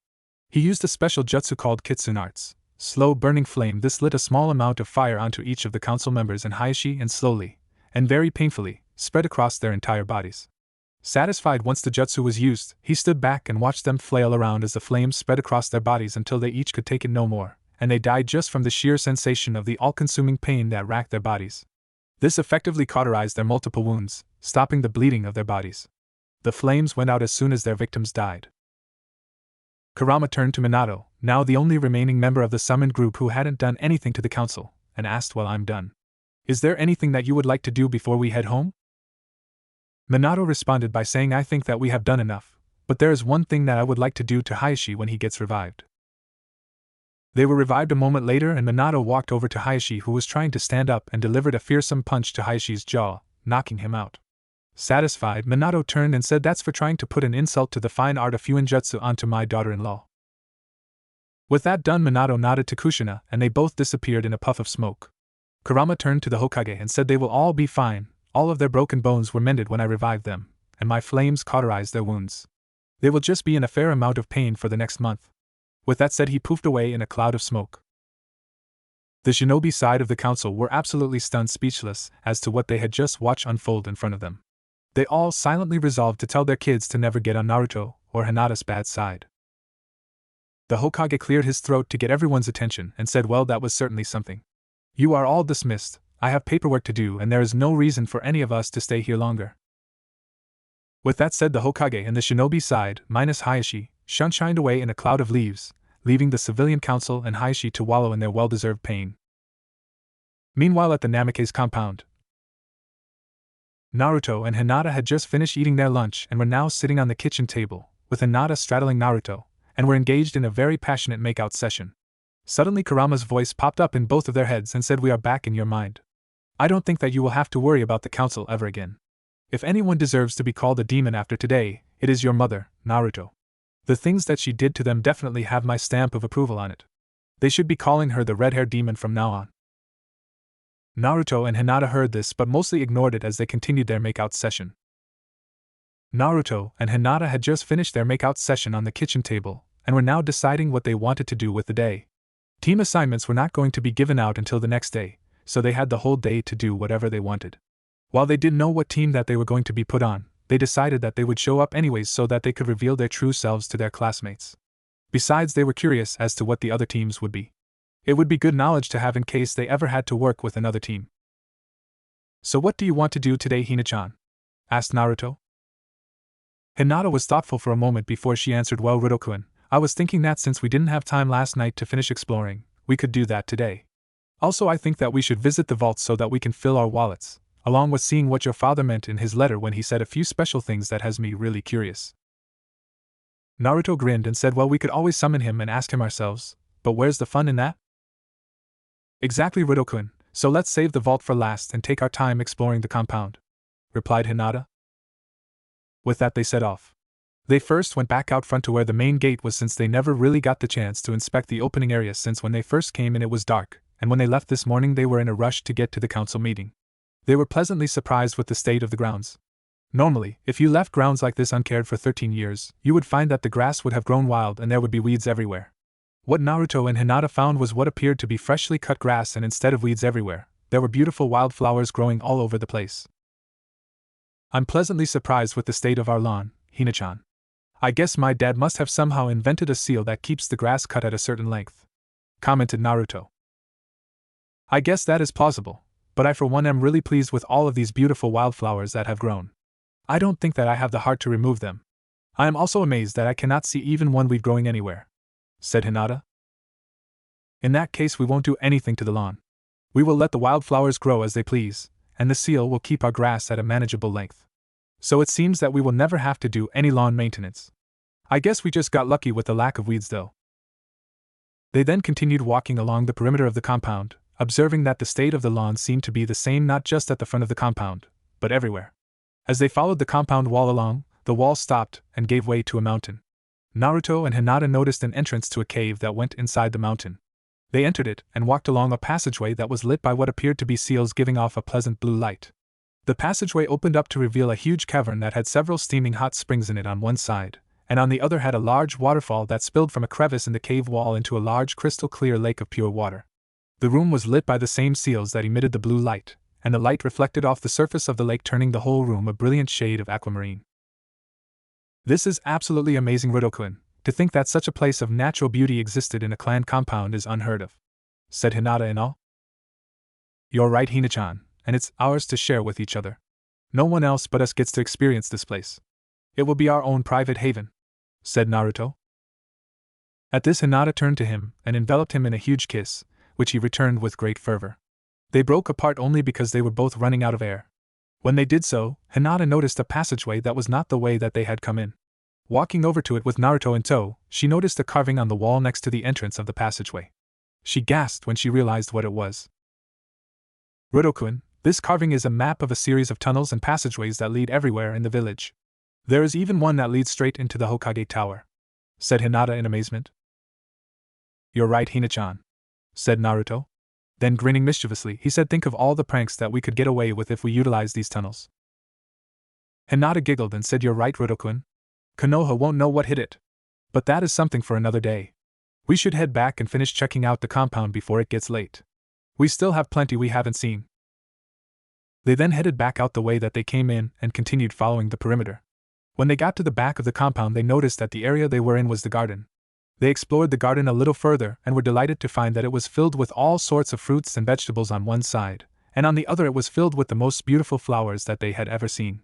Naruto picked one flower and gave it to Hinata and was rewarded with another passionate kiss. When they broke apart, Hinata took the flower she had been given and put it in her hair. Naruto, upon seeing this, said, wow, Hinata, you look even more beautiful with that flower in your hair. He was rewarded with another kiss, and Hinata mentally noted to herself that she would come by the garden every day for a different flower to put in her hair. They left the garden and continued along to the only side of the compound that they hadn't been and found a large pool with several benches and lounge chairs situated around it. Seeing this, Naruto commented, why did my family need to get a pool when they had a lake that they could go to? Hinata giggled and said, I think it's so that in case your family ever had any guests, they didn't have to reveal a secret place while still allowing their guests to be able to relax in the water.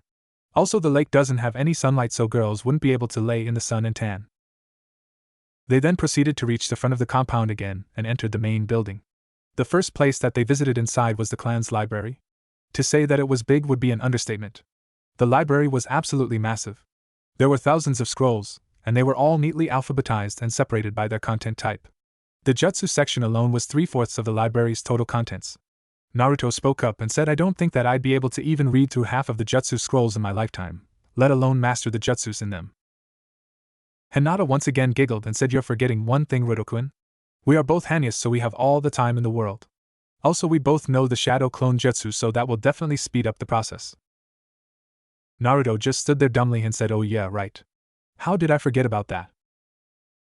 Hinata just giggled and they moved on to the next section of the house, but not before leaving some shadow clones to start on learning the new jutsus. The next place was the study, which was a small room with a large desk in the middle. In the corner of the room were blank scrolls of all sorts of sizes. Seeing these, Naruto remembered something he had previously forgotten and said, Hey, I can finally copy the scroll of seals with those. Naruto then took a scroll that was around the size of the scroll of seals and took out the piece of paper that he had used on the scroll of seals.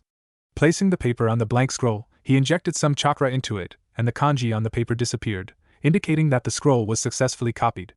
Naruto and Hinata both made some shadow clones and set them to work examining the scroll. The originals left the clones to their work and left the study to move on. First, they stopped by the kitchen where Hinata made them dinner consisting of curry and rice. It was around 8 p.m. and they hadn't eaten since lunch, so they were pretty hungry. They quickly ate before getting up and moving on after doing the dishes. They briefly examined the guest rooms, which were surprisingly of higher class than they thought they would be, and moved on to the armory. The armory was well stocked with not only kunai and shuriken, but also all sorts of interesting weapons like swords, saban, kusarigamas, the weapon Hanzo uses, spears, and naginatas. What was even more impressive was the sheer amount of paper bombs that the place held. There were all sorts of creative varieties other than the original explosive kind too. Naruto and Hinata both mentally noted that they would try and learn a weapon style to complement their own abilities. Finally, it was time for them to check out the clan vault, so they walked down the staircase that led to the basement of the compound. They walked down the path that was lit by what seemed to be ever-burning torches, A/N. I love seals because I can do pretty much anything I want with them. I'll be sure to include some of the more creative seals in later chapters. You'll also see a lot of the creative ones in the Omax, until they reached a dead end. The wall, however, wasn't like the normal stone wall that the rest of the basement was. It was jet black and made of pure obsidian. Naruto was thoughtful for a moment, and said, I figure that this is the vault. I also assume that it is equipped with a phasing seal just like the main gate, but I can only assume that the supplementary protective seals are a lot worse if you set them off than what the main gate would do to you. However, we shouldn't have that problem. With that said, he grabbed Hinata's hand and injected his chakra into the wall, marking Hinata as a person that could enter the vault. Still holding hands, they stepped through the wall. A/N. This is the perfect point for a cliffhanger, but I am not going to torture you guys this time. Inside was a large, well-lit room that was covered in a sea of Ryo. There was literally enough money in the room to last Hinata and Naruto through their immortal lives. But that was not what caught Naruto and Hinata's attention. What they were drawn to was a weapon rack in the corner of the room. On it were some very unique weapons. First was a katana that glowed softly blue in the light that had a swirl for its tsuba, and a small red whirlpool on the bottom of the hilt. Next was a kusarigama that had a soft lavender handle and a pitch-black blade that seemed to absorb all of the light that was around it. Then there was 2 butterfly daggers with wavy blades of what appeared to be pure crystal that light reflected off of, causing rainbows to appear on nearby surfaces. A/N for those of you who have played Soul Calibur 2, the shape of the butterfly daggers is the shape of Taki's ultimate weapon, Chris Naga. Finally, there were a pair of knuckle blades, A/N, Asuma's weapons, that were bright orange. That seems to be glowing orange with power. Naruto couldn't help but be drawn towards the sword and the knuckle blades, while Hinata was drawn towards the kusarigama and the butterfly daggers. They picked up said weapons, and they felt extremely comfortable in their hands. They exchanged weapons, but each other's weapons just didn't feel as natural in their hands. A/N. If anyone else tried to pick up these particular weapons, then they will receive a nasty surprise. I will explain that later though. They gave each other's weapons back and they resolved that they would each become masters of their weapons. Naruto strapped the sword onto his back and put the knuckle blades into his pouch while Hinata strapped the kusarigama to her back and the butterfly daggers to her hips. A/N. Again, think Taki. Before they refilled their wallets with some of the money that was lying around and they headed out back through the door and back to the master bedroom. They kissed each other goodnight before getting ready to go to bed and hopping into their bed, falling asleep to the sound of each other's breathing. And that's a wrap. I hope you guys like the weapons I thought up of, but I need your guys' help. These weapons need names and powers. Nothing too overpowered though. So if you guys think of anything good, leave a review, and if I like it, I might use it, and I will be sure to give you credit if you want. You guys will have several chapters time to leave me a response, since they won't be discovering their weapons abilities for a little while. Also, I have another question for you guys. Should I let Sasuke get branded with the cursed seal or not? I have not decided yet, and I thought I would let you decide whether he gets the seal or not. Either way, he will still be the egotistical bastard that he is, as you will see next chapter during the team assignments. Finally, I'm still contemplating on whether I should have Naruto and Hinata be backup for Team 7's wave mission. So your input on that is appreciated. But we are not done just yet, we still have an Omake to do. I hope you guys enjoy it. Omake, The Wheel of Torture Part 1. If you said that the Root members were angry about Danzo's death, then you would be wrong. They were trained by that very man to feel no emotions, and as such, they felt none when Danzo died. However, they did feel the need to get revenge on the person who they believed to be the cause of their master's death. They wanted revenge on Naruto. So they gathered a few members and went to the Namake's compound at night. They were currently trying to figure out how to get past the iron door. They had seen Naruto drag Hinata straight through the door the previous night, and they were wondering how he did that. That was when one of the younger Root members had the bright idea of injecting his chakra into the door. Bad idea. He injected his chakra, and suddenly the seals on the door lit up, and the kanji for various things started to cycle on the door. Finally it stopped. The kanji on the door read Legend of Zelda Chickens. The Root members were completely confused as to why the door said this. That was then they heard it. The horrifying sound of an ungodly amount of angry chickens flying straight at them. Many Root members lost their lives that night. The rest of them regained one of their emotions that they had previously lost. Fear. Fear of what? Fear of chickens. Hinata woke up the next morning to find that once again, her tails had entwined with Naruto's. So she kissed him to wake him up, and they untangled their tails and got out of bed to get ready for the day. After they were all washed up, they headed down to the kitchen to get some breakfast. Hinata cooked some more cinnamon buns to go with the cereal that they each ate. After breakfast, they cleaned up their dishes and went back to the bedroom where they had left their new weapons. They strapped on their weapons and left the main building. While they were walking to the main gate, Hinata piped up and said, "Hey Ruto-kun, how about we use some of the passageways in the cave to get to the academy? I'm sure that there will be one that leads there." "That's a great idea, Hina-chan.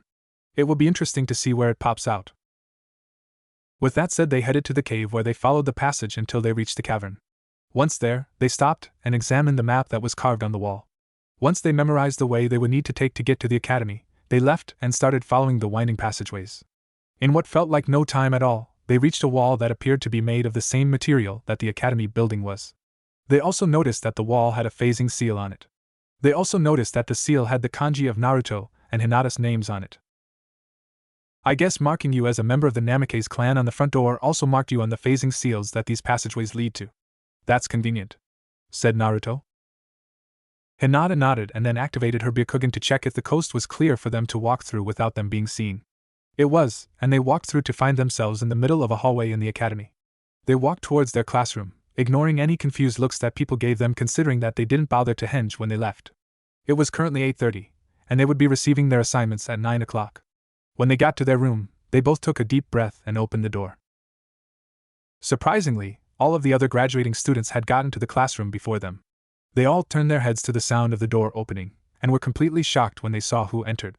Their eyes followed Naruto and Hinata as the couple made their way to the back of the room, where Naruto sat down in an empty seat, and Hinata sat down on top of him, straddling him legs. She then took him in a deep kiss, completely ignoring the stares that had followed them when they entered the room. Kiba was the first to recover from shock, and he got up and walked up to Naruto and Hinata. Surprisingly, what he said had nothing to do with their unsought appearances. He said, "Hey loser, what do you think you are doing here? This meeting is for those who passed. Also you're kissing my girl." Not even breaking their deep kiss, Hinata snaked one of her tails around Kiba's neck before picking him up and slamming him 4 inches deep into the concrete wall. Finally breaking their kiss, Hinata turned her head to Kiba, giggled and said, "Silly Kiba, we know that this is a meeting for those who passed, which is exactly why we are here. Or did you not notice the leaf headbands around our arms? Also, I am not your girl. I am Ridokun's girl and he is my boy." With that said, Hinata engaged in another make-out session with Naruto. Seeing this, Sasuke got up and walked over to them. He then said to Hinata, "You're strong. I have decided that you will be the one to have the honor of bearing the next generation of Uchiha. All of Sasuke's fangirls squealed in protest as he said this. This time it was Naruto's tail that found itself wrapped around someone's neck. He picked up Sasuke, strangled him a little, and then slammed him 8 inches into the wall next to Kiba. This time Hinata broke their kiss and stood up in front of Sasuke and Kiba. She then said, "You two are absolute idiots. Especially you, Sasuke. Did you not hear me when I said that I was Naruto's and only Naruto's girl? Or did you think that didn't apply to you since you are a great Uchiha? Let me get one thing straight. You will never try, or even think about taking me away from my Rudokuin. Since this is only a warning, I will let you off without using the full power of my technique." With that said, she dropped into a Jukin stance and yelled 8 trigrams, castration palm, A/N, a very special thanks to Lord Farsight for allowing me to use what could easily be considered Hinata's ultimate Jukin technique here.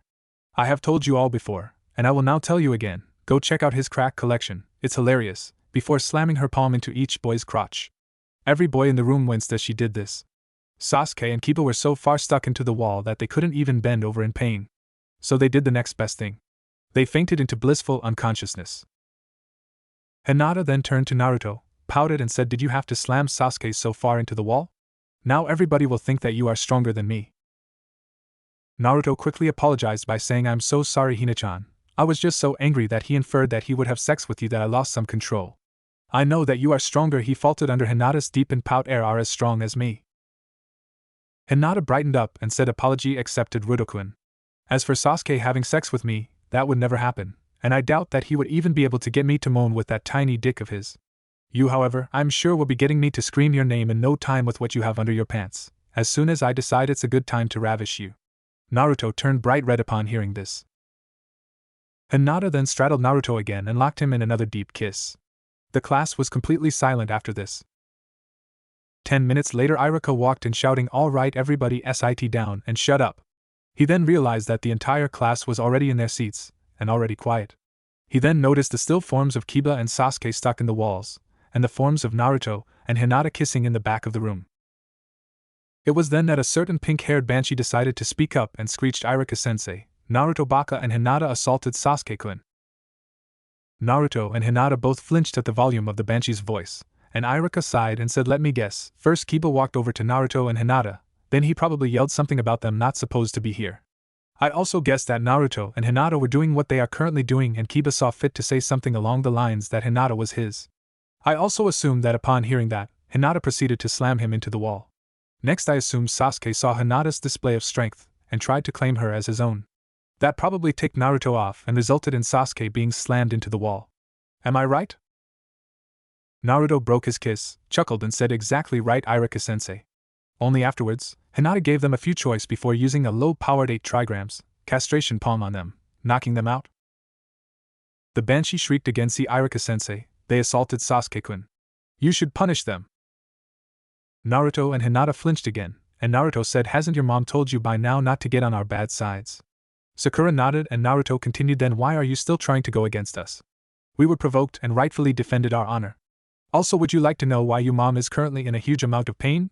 Sakura again nodded and Naruto said, "Your mother was one of the idiotic members of the civilian council who tried to have us killed when we showed our true selves before them, even after I revealed my heritage. Therefore, we set them in their place. You may or may not know this, but when I was born, the Kyuubi was sealed within me. Therefore..." Naruto was cut off by Sakura screeching, "Then you're a demon." Naruto just grinned and continued, "I'll take that as a compliment. Hina-chan and I are half demons, or Hanyu. But for you to infer that we are the actual things is quite flattering.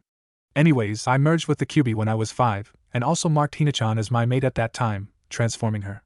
So what I did to the council was I summoned the Kyuubi. He told me that he unleashed a slow-burning flame that slowly engulfed the council members' bodies. I'm told that that will probably be the most painful thing that they will ever experience in their pathetic lives. So now the entire council is on our side. I am also sure that each of the shinobi clan heads told their kids to not get on our bad sides, and as to why Kiba ignored that, I have no idea. But Hina-chan put him in his place, and Sasuke got what he deserved for trying to take her away from me." At this the entire room was silenced. Then, interestingly enough, it was Shikamaru who spoke up and said, "You mentioned your heritage? What do you mean by that?" Naruto again grinned and said, "I know you, Shikamaru. You're the laziest person who has ever existed, but also probably the smartest. So you tell me, Shikamaru, who am I related to? If you guess right, I'll give you permission to enter our estate as a guest. No one has ever had that privilege before." I would actually like for you to come in, since Hina-chan and I have found quite a few scrolls that would really help with not only your family's shadow jutsus, but also the Nara clan medicine as well. So who am I related to? Shikamaru studied Naruto for a moment, locked his eyes on his blonde hair and blue eyes, then widened his own eyes to the size of plates, before muttering, "You're his son, aren't you? That has to be the most troublesome thing to have ever existed." Naruto laughed and said, "It seems you figured it out. Congratulations, Shikamaru. As promised, you will be the first one to ever be a guest in our estate. We will figure out a time later." The rest of the class was completely confused as to what had just happened, so Irika decided to clear it up. "I think I will start the team assignments now, as that will clear the confusion. I will start with the special team of Team 15. The members will be Naruto and Hinata Namikaze, under the Jonin sensei of Anko Midarashi." The rest of the class's eyes widened in surprise at this revelation, while Naruto and Hinata were sort of surprised that they had gotten a sensei when they had requested not to, but they hid the surprise from their faces. Irika continued saying on to the normal teams. Team 7 will be Sasuke Uchiha, Kiba Inuzuka, and Sakura Haruno under Kakashi Hatake. Team 8 will be Shino Aburame, the transfer student Fu of Takigakure, and the transfer student Yujito Ni of Kumogakure under the Jonin sensei Kurinai Yuhi. A/N, Shino is one lucky guy, right? Don't worry, he will only be in a relationship with Fu, and both Fu and Yujito are 13. Naruto, upon hearing this, whispered to Hinata, "We need to talk with that team sometime later. Those two are like what I was before I merged." Finally, we have Team 10 that will be composed of Shikamaru Nara, Choji Akimichi, and Ino Yamanaka, under Asuma Sarutobi. Just then a pair of kunai flew through the window, which wasn't open by the way, and stuck into the wall, in the process hanging a banner that said Anko Midarashi is here. There was a poof of smoke in the middle of the room, and as it cleared it showed the form of Anko, who turned to the class and yelled, "Now where is my little brother and his cute girlfriend?" And that's a wrap. The cliffhanger no jutsu is back. I, as many people do, love Anko, and I decided to bring her into the story as Team 15's Fo Sensei. I also introduced two of the other Jinchuriki in the chapter, along with bashing Kiba and Sasuke. Kiba will get the lesson, but Sasuke is not going to give up, so he will have more pain in store for him later. Overall, this was a successful chapter, but we are not done. We still have the Omake to go, and I would like to thank everyone for their submissions, and ask that you keep it up. I put a chapter up every day, so there are plenty of chances for you to have your devilish ideas made into the Omake. But enough of that, on with the Omake. Wheel of Torture Chapter 2. The Root members were now annoyed at the door that stood in front of them. The last night, it had somehow summoned chickens that killed a great many of them. But today was a new day, and a different member of the force decided to try his luck with the door. He injected his chakra into the door, and to his horror, the wheel began to spin again. This time it settled on Wrath of the Mad God. There was a brilliant flash of purple, and there standing before them was the Daedric Prince of Madness, Shigarath himself. Shigarath took a moment to get him bearing before he said, "Well, it would seem that my old champion Minato's door has chosen to summon me at this inopportune time. I was in the middle of rolling cheese wheels across the palace floor. Anyways, I take it that you are the perpetrators that have caused this infernal door to summon me?" The Root members were speechless after the cheese wheel comment. Taking their silence as a yes, the Mad God continued, "Very well, what should I do with you? Should I rip out your entrails and make you skip rope with them? No, that is too bloody. How about I turn your heads into cabbages? Or maybe I will make it rain flaming dogs on you like I did that settlement near Leywin? No? How about I turn you into cheese wheels and roll you across the palace grounds? No? Really, you are a tough crowd. I know.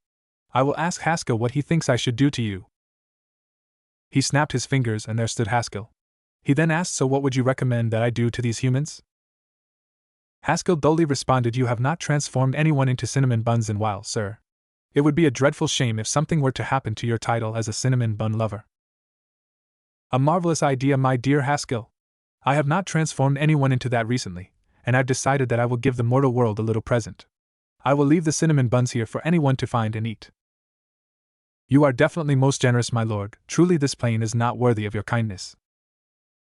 "Ah, but it is. If it were not for Minato, I would not be here today, or any other day, that is.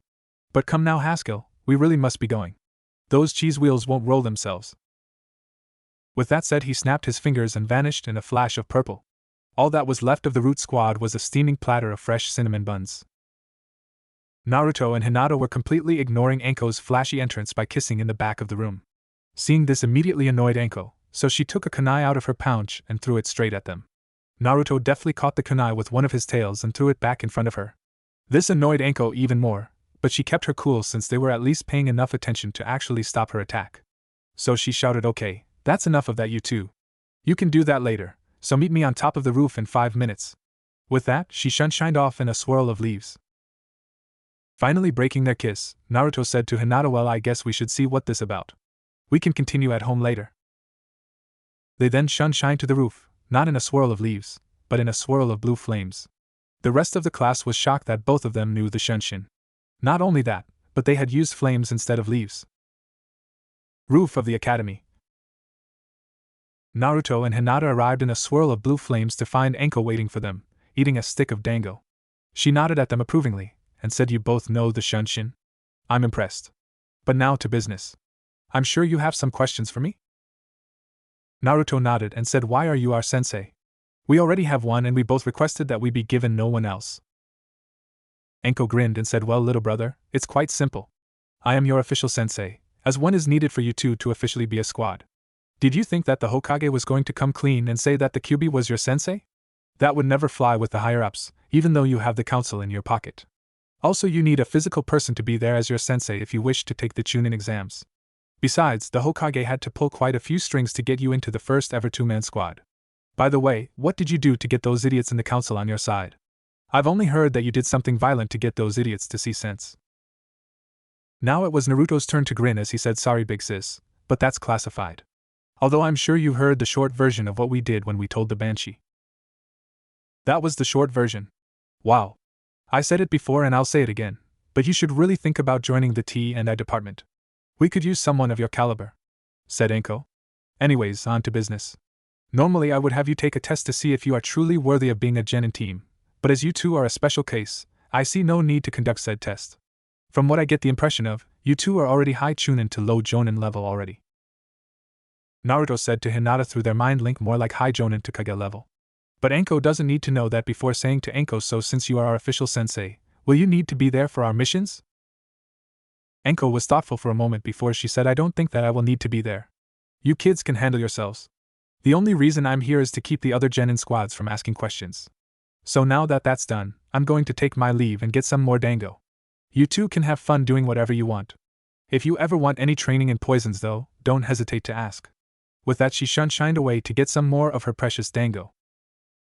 Naruto turned to Hinata and said, "So what do you want to do, Hina-chan? Should we head back to the estate to continue what we were doing in the classroom? Or should we drop by the old man and get some missions? I know that we don't need any money, but you have to have completed a number of missions before being able to take the Chunin exams. So what do you say? How about we do both?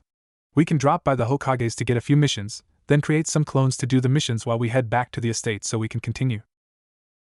"Great idea, Hina-chan." With that they shined away in a swirl of flames. Hokage Tower. The Hokage was happily smoking his pipe as he relaxed in his chair.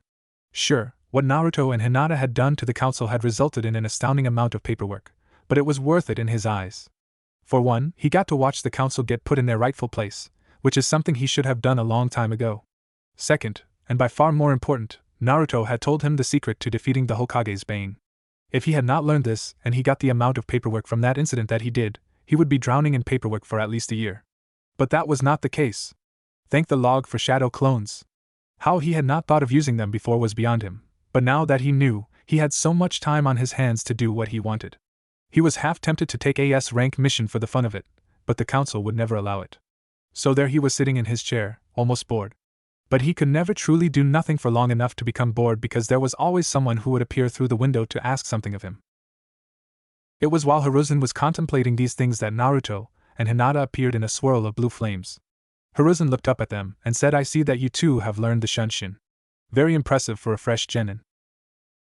Naruto laughed and said, "I see that you are enjoying not drowning in paperwork, old man." Hiruzen let out a hearty chuckle and said, "Yes, thanks to you. I am in your department. Now what is it that you two want? I assume that you didn't stop by just to chat." "Give us 20 D-ranked missions, old man," said Naruto, "and you will not need to pay us when we complete them, just make sure that they go on our record when our clones turn them in. We have no need for any extra money, we checked out the clan vault and I don't think that we will ever need to worry about our monetary status ever. Even considering the fact that we will never die unless killed." Hiruzen chuckled and said, I see that you two are aiming to become Chunin as quick as possible. Will your clones be under a henge or will they be your true selves? Hinata giggled and said they will be our true selves. Rudo-kun and I want to get the village used to the fact that we are Hanyu and that we are of no harm to them. So we are starting with common D-ranked missions to get ourselves known throughout the village. We won't care what the villagers say as long as they let us do our jobs. And hopefully after they see us do our jobs, they will begin to appreciate us. But that will be for the clones to do. Rudo-kun and I are heading back to the estate to finish what we had started in the academy classroom before we were rudely interrupted, multiple times. Hiruzen's sweat dropped upon hearing this, and he got 20 mission scrolls. He handed them to Naruto and Hinata, who walked out the door. They looked over each of them and Naruto was reading over the scroll that had the Capture Tora mission on it when Kurama spoke up in his mind. Kit, I have an idea for that mission. Summon your mom. When she tortured the council, she used that cat as one of the ways that she tortured them. Naruto said hi, Kurama-sensei, and went through the hand seals for the summoning jutsu. He slammed his palm on the ground and in a puff of smoke, there was his mother. So you want me to summon Tora? Asked Kushina. Very well, but I should be the one that gives her to the Hokage, as I am one of the few people that can hold her without getting their face clawed off. With that said, she ran through the hand seals and slammed her palm on the ground saying Kuchios, Oni Niko. Tora appeared in Kushina's arms in a puff of smoke, and to everyone's surprise, she proceeded to jump out of Kushina's arms and into Hinata's. Kushina then said, I'm impressed, Hinata. The fact that Tora accepts you is all the proof that I need to allow you to sign my special summoning contract. She then clapped her hands and a large scroll appeared in her hands. This contract will allow you to summon demon cats, and since it is also a demon summoning scroll, it will not interfere with the Kitsune scroll that you have already signed. Just think about cats more than foxes when you summon, and you'll get a demon cat when you summon. Kushina handed the scroll to Hinata, who had dropped the mission scrolls that she had been carrying when Tora leapt into her arms. She exchanged Tora for the scroll and then unraveled the scroll. She signed her name and blood before attempting to hand the scroll back to Kushina. Kushina shook her head and said, keep it. Since I'm technically dead, you are now the owner of this summoning scroll. Just clap your hands and the scroll will vanish. If you ever need it again, clap your hands again when you need it, and it will appear. Hinata clapped her hands and the scroll vanished. Kushina handed Tora back to Hinata before poofing away in a cloud of smoke. Hinata then walked back into Hiruzen's office and gave him Tora. He was shocked that it was Hinata holding the demon cat, and not Kushina. Hinata explained what happened before leaving and meeting back up with Naruto outside. They created 20 Kagebushin each, and gave each of the pairs a mission scroll. The clones shined away to do their jobs, leaving the originals alone. Hinata spoke up and said, I think that is enough distractions for today, let's head back home. They then left, and decided to walk leisurely back to the estate. Outside the Namake's compound, 15 minutes later, Naruto and Hinata had just arrived outside their home to find a platter of delicious-looking cinnamon buns on the ground. They were still piping hot. Hinata, of course, was ecstatic at the find.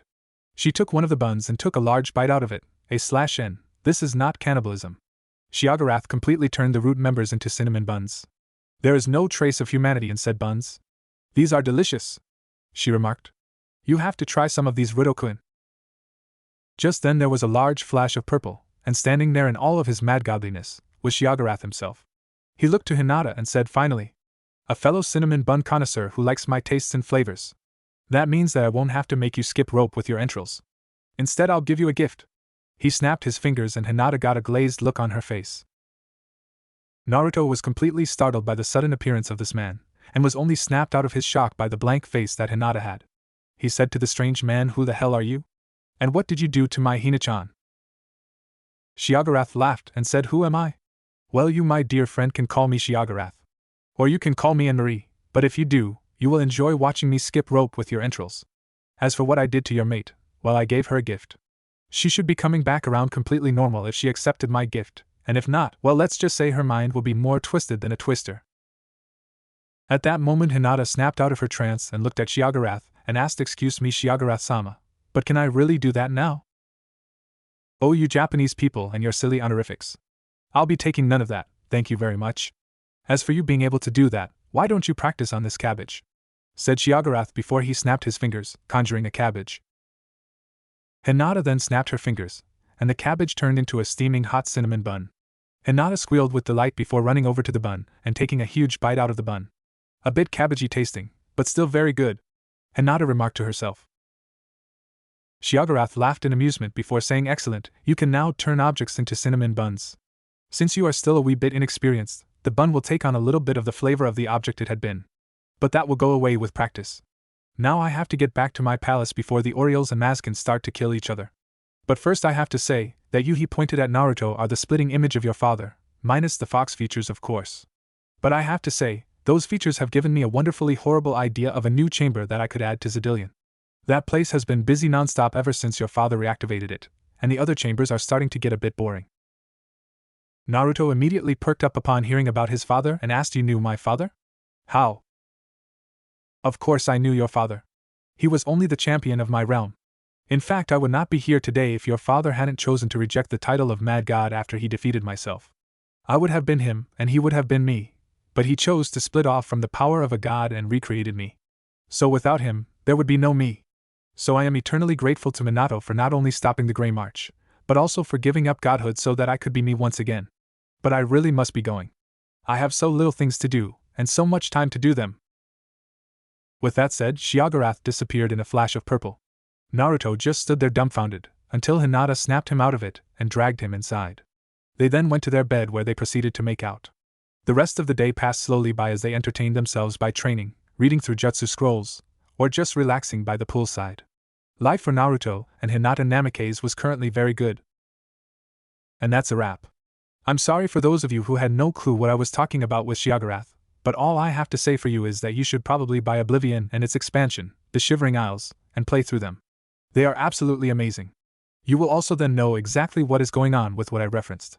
So now Hinata can turn objects into cinnamon buns, and she has signed the demon cat summoning contract. I gave her a lot of gifts in this chapter, but rest assured, she will make good use of them. Does ramen-flavored cinnamon buns give anyone any ideas? Hinata will have no problem luring Naruto to the dark side of the bun. Anyways, there still is the Omake to go, so let's get on with that. Wheel of Torture Chapter 3, Special Sasuke Edition. Sasuke was brooding. Sure, he was always brooding, but this time he was extra moody. The Dobe had completely showed him up today, and he was going to get revenge. He now knew that the Dobe lived at the Namikaze compound, but he still refused to believe that the Dobe was actually a Namikaze. So Sasuke, in his infinite wisdom, decided that if the Dobe could break into the Namikaze compound, then it would be a breeze for an Uchiha to do it. He was going to go in, steal as much as he could, and leave before the Dobe knew that he was there. So that brings us to the current situation. Sasuke was standing in front of the iron door, wondering how to get in. He put his hand on the door, not even injecting any chakra, when suddenly the kanji for Uchiha alert was written on the door, and the door began spinning the wheel. The wheel stopped on special Skyrim chickens. Suddenly all around Sasuke, poofs of smoke appeared, and when they cleared, there stood a dozen chickens, who were slowly and menacingly closing in on Sasuke. The moment the first one got close to Sasuke, it started shining brightly, before exploding violently. It was only Sasuke's skills as a ninja that saved his life, but he was still badly burned. Deciding that it wasn't worth it, he turned and ran towards the safety of the Uchiha compound. Several people saw the last Uchiha running for his life from chickens. They were quite confused. However, the root members that saw him just thanked the log that the door had given that punishment to someone else. And from then forth, the last Uchiha, like all of Root, developed a fear of the feathered kind. Hinata awoke the next day a bit earlier than usual, as her brain was still in the process of sorting out the information that Shiogarath had given her.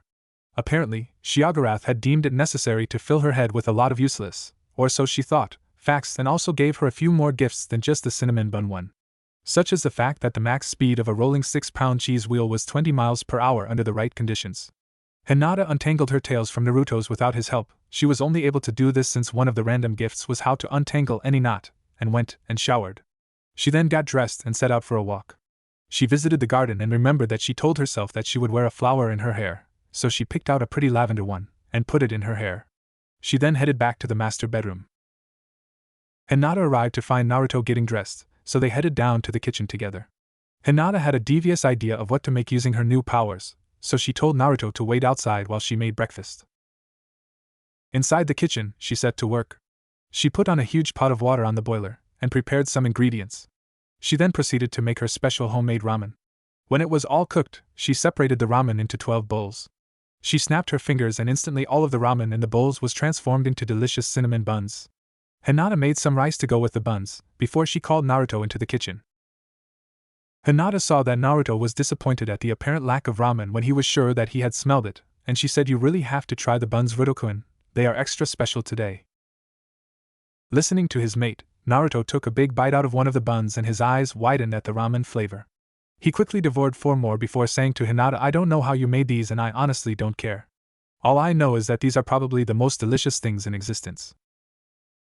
Hinata giggled and said, "I knew that you would love them. I made them with the gift that Shiogarath-sama gave to me. So you should be thanking him for giving me such a perfect gift." Naruto had scarfed down another 4 buns while she said this before saying, "I'll be sure to thank him the next time we see him. He may be a little bit off, but I like him." Hinata giggled and said, "I like him too? So what would you like to do today, Ruto-kun?"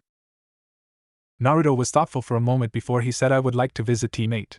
They have 2 Jinchuriki on that team, and we need them on our side. I figure we can drop by and talk to them during their team assessment. Kurenai is like a big sister to you, right?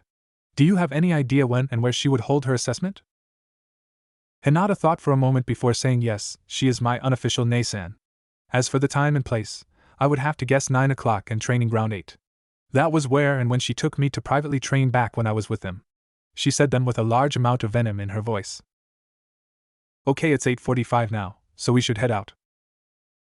They cleaned up their dishes and headed out. Training ground 8, 9 o'clock. Shino was confused.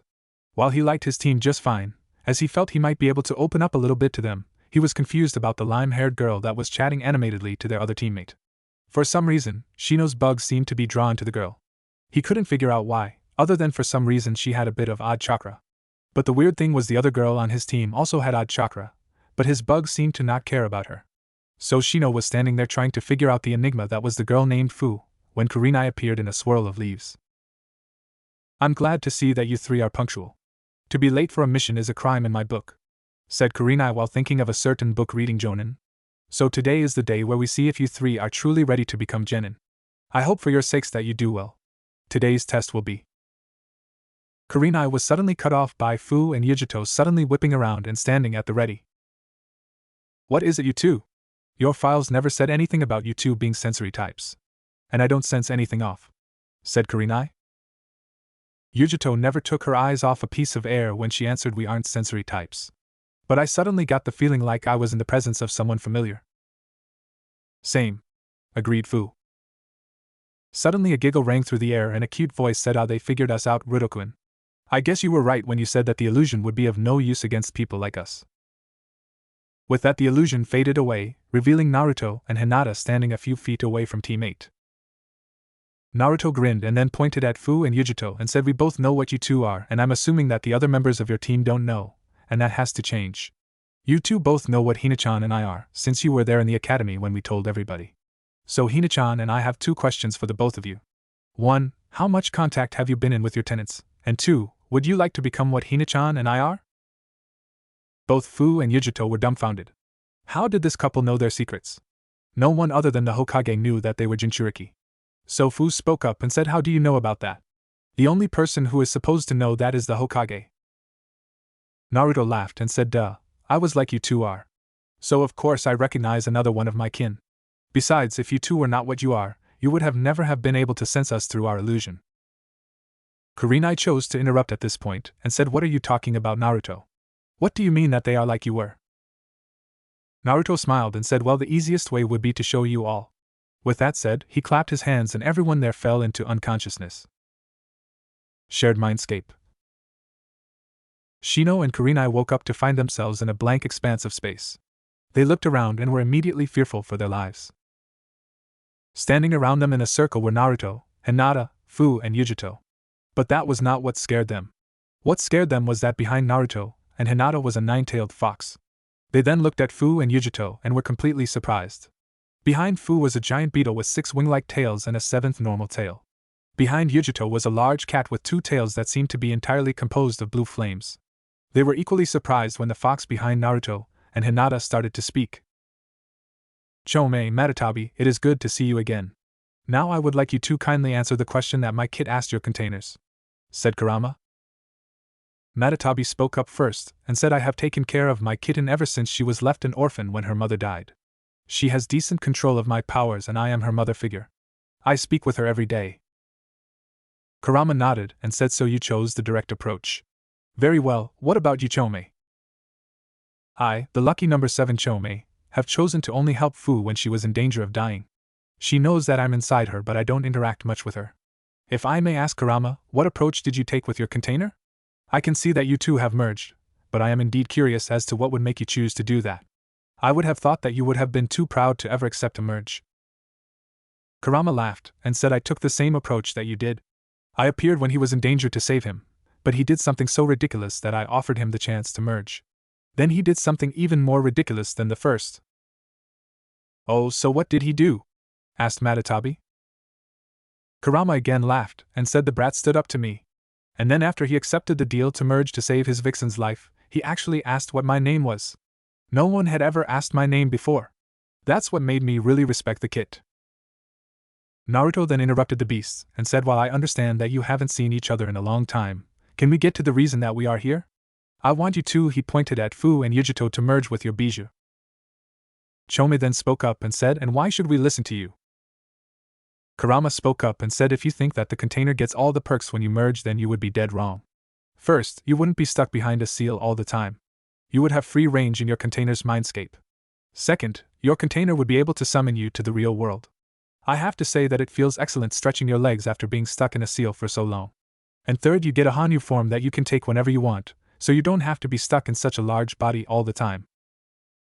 Chome thought this over for a moment before saying, that sounds acceptable. I will merge. Come here, Fu, and rip my seal off.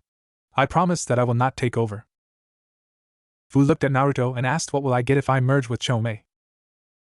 Naruto was thoughtful for a moment before he said, well, I'm really not sure what will happen to you appearance-wise, but I can guarantee that you will be far stronger than before.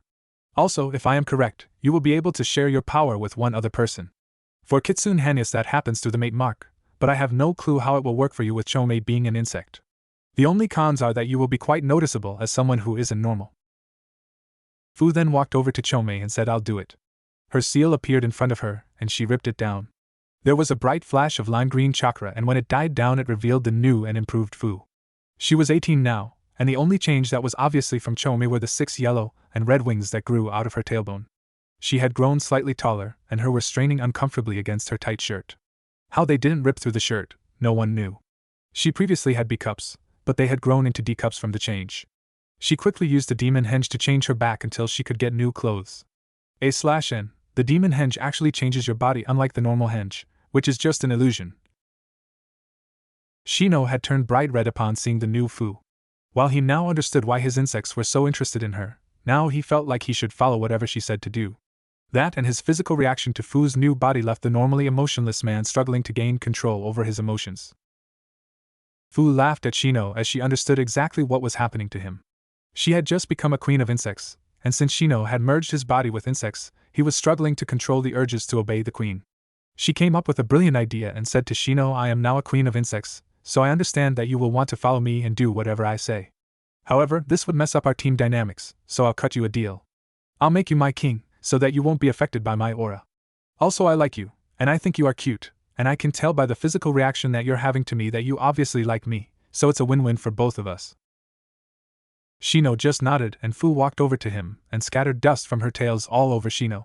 The dust then settled into the shape of the beetle before burning its way through Shino's coat and giving him a tattoo that encompassed his entire back. Shino instantly felt calmer, and he felt that he could control his emotions in Fu's presence once more. He also felt taller, and he looked down to see that he was now 18 as well. Fu just smiled at his transformation, but inwardly she thought, damn, he's really hot now. Yujito, upon watching this unfold, decided that she would have to merge or she would be left in the dust in their team, as she could feel the power radiating off Fu and Shino. She turned to Matatabi and said, I'm ready to merge with you. Matatabi looked at her and said, very well, but first I sense that the vixen here has my scroll. I left that scroll with Kushina, but she died an untimely death, so I thought that I would never see it again. Young Hinata, would you kindly bring it out so that my kin could sign it before we merge? Hinata nodded and then clapped her hands, summoning the scroll. Yujito signed the scroll in her blood before giving it back to Hinata. She then turned to Matatabi and willed the seal to appear. It did so, and she ripped it off, causing an explosion of dark blue chakra. When it subsided, an 18-year-old Yujito stood there. She now had 2 blue tails that seemed to constantly be on fire. She also had a pair of flaming cat ears and Matatabi's different color eyes, one yellow, one green. Her bust size had also increased from B's to D's, and like Fu, she was forced to use a demon henge until she could buy more clothes. Naruto was satisfied with what happened and brought them out of the mindscape. Training Ground 8. They all woke to find that they were still standing. Kurenai looked at her watch and was shocked to see that not a moment had passed. She asked, "How is this possible?" Hinata giggled and said, "Inside a mindscape, the controller can adjust time to how they see fit. It's quite useful if you need to memorize something and don't have a lot of time to do it." Kurenai then continued by saying, "So let me get this straight. Yujuto and Fu were Jinchuriki, and I was never told. And now they have merged with their bijou, making them Hanyu. Not only that, but Fu made Shino her king." Naruto laughed and said, "That's right, Kurenai-san. You had better keep training because before long, they are all going to surpass you because I suspect that Chome will be teaching Fu and Shino and Matatabi will be teaching Yujuto. So you better get to work. I would also like to propose that our teams meet every once in a while to do joint training. Hina-chan and I would like to get to know our fellow Hanyu better, and what better way is there to do that than to spar? Also, I don't think that you will need to administer the test anymore, since all Hanyu are naturally linked to each other since there are so few of us, and the main idea of the test was to test teamwork, right?" Kurenai nodded and said, "Very well, you are all dismissed. I take it that you all need to buy new clothes, so go do that. Shino, I think that you should ask your father if Fu can stay with your clan. Once you explain what happened, I'm sure that he will be happy to oblige, if Fu's aura doesn't get to him first." Shino nodded and the pair walked towards the nearest clothing shop. Kurenai then headed home, leaving Naruto, Hinata and Yujuto. Hinata then asked Yujuto, "So where are you living at?" "I'm living in an old rundown apartment that the Hokage gave me. He tried to give me better, but the council wouldn't allow it." Hinata was saddened to hear that, and said, "Why don't you come live with Naruto and me in our compound as a guest? We have plenty of space, and it gets a bit lonely with it just being us in there. Since you are a fellow Hanyu, you are practically our sister already." Yujuto was shocked at Hinata's offer and said, "I'm honored that you would even consider letting me into your estate, especially since I am from another village. But I feel as though I would betray your trust if I took up on your offer without telling you why I was sent here.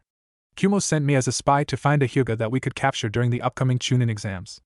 I told them to target you, Hinata, as you always appeared to be so weak in the academy. I was definitely wrong." Hinata just giggled and said, "I knew that Kumo would probably try to take me during the exams. They already tried to capture me once before when I was 3. This time they will be in for one hell of a surprise. Besides, my Ritokun will be targeted by anybody who is from IWA once they find out his last name. They will probably target me too now that I think about it. But we will be prepared, and they won't know what hit them. So while I thank you for telling us that, the information is sort of useless. But my offer still stands. You are a sister to us, and we have seen that you are a good person. After all, you were only following your orders." Yujuto was practically moved to tears by what Hinata said, and she said, "I would be honored to take up on your offer, my sister. But before we head home, can we go shopping first? I need to get new clothes." With that, the three left to go shopping. Wheel of Torture Chapter 4. The Root members were back at it once again. They had decided that they were going to send every member they had to try their chakra one at a time in hopes that one of them might have been from the Namikaze blood. So today's unlucky victim walked up to the door and injected his chakra. The wheel began spinning and the watching Root members began praying to the log that the member who had injected his chakra have a good life in the afterlife. Or they prayed that he may be reincarnated into something more peaceful, like a potted plant. The Root member watched the wheel in horror as it came to a stop. His fate was decided. The wheel said reincarnation, potted plant. And with a flash of light, the Root member was now a potted plant. And so the log answered their prayers. One of the Root bystanders went to the potted plant and picked it up, thinking that the newly made plant would be fitting in his house. He never got that far. He was walking down the hill from the Namikaze compound when he tripped and broke his neck. Being reincarnated as a plant did not stop his fate. His pot shattered and he died, his soil scattered across the ground. After Hinata took Yujuto and a grumbling Naruto shopping, they hinged into civilians so that they wouldn't get any trouble. They headed back to the Namikaze compound. Naruto decided that he was willing to let Yujuto full access to the compound, as she was his new sister. So he marked her chakra in the door before they walked through. Naruto and Hinata gave Yujuto a tour of the compound, before telling her the ground rules. First was that she would never enter Naruto's study, or the cave in the side of the mountain. Second was that she should put anything she used back in its place when she was done with it. Third was that she was not allowed to bring any guests into the compound, without the explicit approval of Naruto or Hinata. Finally, Hinata added that she was to always knock on the master bedroom's door to check to see if it was okay to enter. With that done, they led her to her room and left her to her own devices. Naruto and Hinata then made lunch. During lunch, Naruto spoke up and said, "So Hina-chan, what do you want to do for the rest of the day?" Hinata responded by saying we should first drop by the Hokage's office and get our missions before trying to find out the news of how the other teams did in their tests. They finished off the rest of their lunch before doing the dishes and heading out to the Hokage Tower. Once there, they got their 20 missions from the Hokage and set off their clones to do their jobs. While they were walking out of the tower, Hinata asked Naruto where they should look for news of the other teams. "Honestly, I have no clue where we should look," replied Naruto. "Then I guess we will just have to wander," said Hinata, "although I think we should start at some eateries, as I would assume that the test wouldn't take that long, and if the team passed, then their senseis might want to take them out in celebration." With that said, they began walking to the closest eatery, which happened to be the Akimichi family eatery. They walked inside to a few glares of the civilians eating there, but they ignored them and looked around. As luck would have it, they found Team 10 sitting around a barbecue pit. Asuma noticed them and said, "Ah, Naruto, Hinata. Come sit and have a bite to eat with us. There is plenty to go around. We were just celebrating my team's becoming official ninja of the leaf." Naruto and Hinata sat down next to Asuma by the pit, and Hinata said to the team, "So you all passed? Great. What did Asuma-san test you on?" Ino spoke up and said, "Why should we tell you? After all, you are just freaks who are trying to be cooler than Sasuke-kun." Asuma quickly berated her, saying, "You really should not behave that way, Ino. If you judge everyone superficially, then you will get nowhere in life. Especially in the world of the ninja. Believe it or not, if Naruto and Hinata teamed up on me, I'm sure that they would give me a run for my money." Ino was shocked, but said, "That's impossible, sensei. You're a jonin, and they are both genin. What could they possibly do to you?" Asuma looked towards Naruto and said, "Is it okay if I tell them?" Naruto nodded and Asuma continued, "I'll let you in on a little secret. I happened upon Naruto and Hinata training with their real sensei one day as I was taking a walk. The things I saw them do were insane. There would be no way that I could replicate their training methods and live. If I didn't know better, I would say that their sensei was trying to kill them with what he was having them do." Asuma's words sunk into his team, silencing them, when Hinata giggled and said that's because he was trying to kill us with his training. His excuse was that it builds character, A/N, Calvin and Hobbes, anyone? And he succeeded, several times in fact. Let me tell you, dying is not fun. Especially when the Shinigami wants to train you after you do die. His training is the absolute worst. All the pain in the world and no way to escape it. You can't die since you are already dead, and you apparently can't fall unconscious when you are dead. Our only hope was that our sensei would take pity on us and revive us." Ino found her voice again and said, "What you are saying is impossible. If you died, then you shouldn't be here alive. No one has the power to bring back the dead." Shikimura then spoke up and said, "Actually, you're wrong on both accounts, Ino. It's probably the most troublesome thing in existence, but there are actual jutsus to bring back the dead. I believe that I heard my father say that the Nidaime Hokage created a jutsu like that. However, all of those jutsu come with a heavy price to pay in exchange. The only being with the power to bring back the dead without a price is the Shinigami himself, or so I've heard." Hinata responded to him saying, "You are correct, Shikimura. The Shinigami is the only being allowed to revive the dead for free, but he can pass along that ability as a gift. He gave that gift to our sensei." Ino's eyes shot wide and she said, "So Anko-sensei can bring back people from the dead?" Shikimura responded saying, "Were you not paying attention, you troublesome woman?" Hinata said that their sensei is a he, and Anko is definitely the opposite of a he. Choji then looked up from eating his barbecue and said, "Then who is their real sensei?" Shikimura sighed and said, "The answer is another reason why at the very top of my most troublesome list are Naruto and Hinata and not my own mother. If you think about it, it's quite simple. Their real sensei who has been training them since they were both 5 is the Kyuubi itself." Ino just stammered out, but that's impossible. Why would the very demon that destroyed the village try to help the village by training Leaf Shinobi? Naruto just scoffed and said, "You really need to stop thinking so superficially, Ino. Just because he is a demon does not mean that he just hates humanity. While he is not human, he still has a soul, and he does feel emotions. While he does enjoy destruction, he would normally only choose to kill those that deserve death. Although I have to admit, a lot of the villagers do deserve death based on the way that they have treated me, and the way that they are now treating Hina-chan. They keep trying to refuse our services even though we don't want any money from them in return. But that's beside the point. The reason that he attacked our village is that he was controlled. He was not acting of his own free will, and I feel that his helping Hina-chan and I become stronger is one of the ways he is saying that he is sorry. Ino was still defensive, and she said, I still don't believe that. You are just trying to take away Sasuke-kun's rightful attention. I bet that those tails and ears are not even real. They have to be some sort of henge. And there is still no way that the Kyuubi is your sensei. He's a demon. Hinata had had enough of Ino's superficial behavior. She snaked one of her tails around Ino's neck and held her in the air by her throat. Growling, she said, does this feel like a henge? Can a henge slowly squeeze the life out of your pathetic body? I have been patient, but I have had enough of your superficial and fangirlish behavior. Turning to Naruto, she ordered him summon him. I want this girl to see just how wrong she is. I don't care if it freaks out everybody in the building and causes an incident. Just our being here is freaking people out enough, and most of the civilians left when we walked in. So hurry up and summon him. Naruto was seriously scared of Hinata at that point. He had never seen her that angry before, so he quickly followed her orders. In a puff of smoke, standing there was Kurama in his half-human form. Hinata dropped Ino, who then proceeded to cower in a corner for fear of her own life. Kurama just laughed and said to the terrified girl, you are really pathetic. I should kill you for being unworthy to even be called human, but instead I'm going to prove a point. I'm going to prove that I am not the mindless monster that you think I am by letting you live. Maybe that will knock some sense into you. Who knows, maybe you can learn to be useful by learning to view people for not only what they look like on the outside. My kid was right when he said that he thought I was sorry.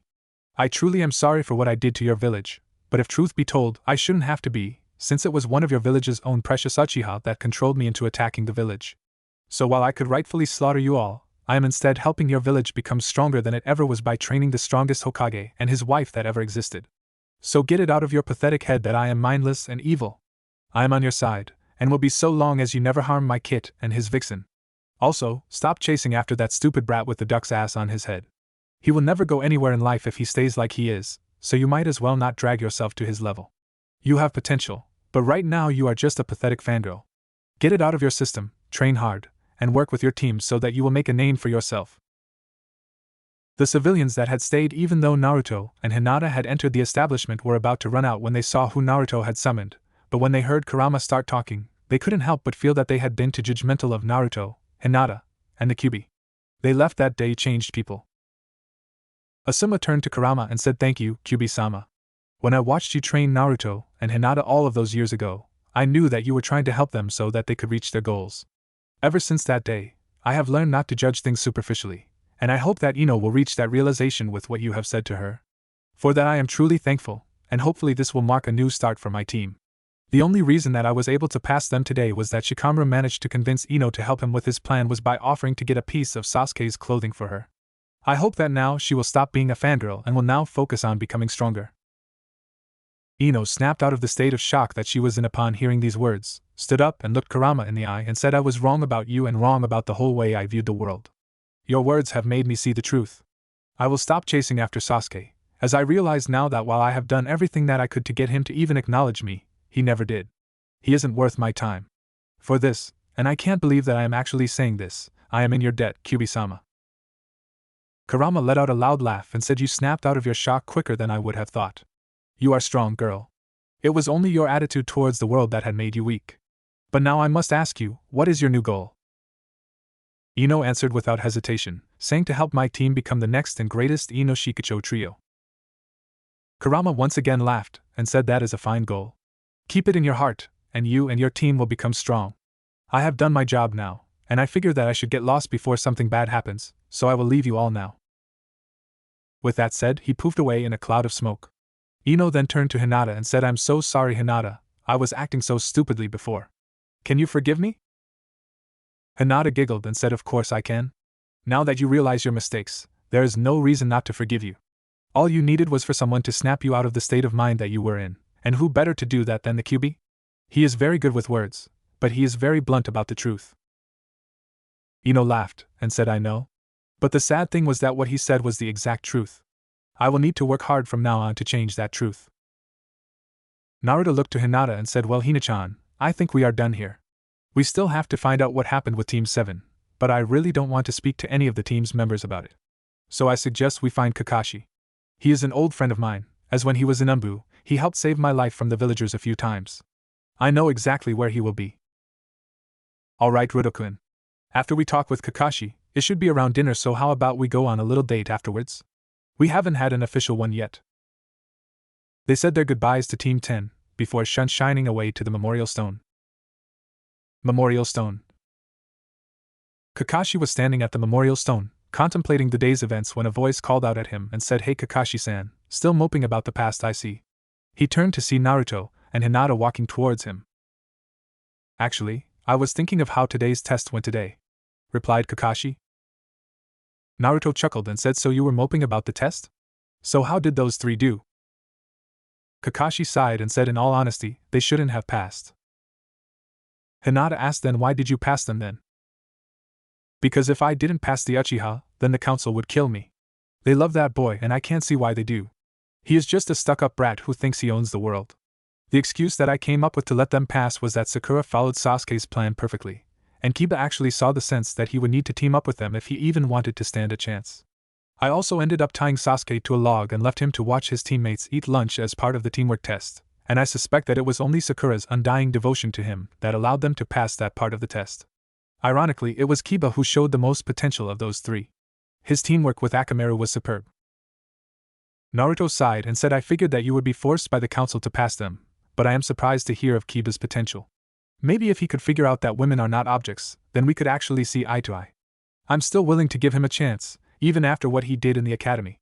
I figure the best way to knock some sense into him would be to beat him up in a fight, but I really don't want to do any joint training with your team. No offense to you, Kakashi-san." Kakashi chuckled and said, "None taken. I don't even want to train my team. But I figure that I have to, and maybe I can get some sense knocked into them if I introduce them to Guy and his flames of youth." Naruto shuddered and said, "While I agree that that actually might work, I just want to be as far away from them when you do it. I'm supposed to be 100% immune to genjutsu, and somehow I am still affected by the special genjutsu that Guy and Lee use together." "I completely agree with you there. Did you know that the Hokage had that jutsu rated as an S-ranked genjutsu?" asked Kakashi. "Really? That explains a lot.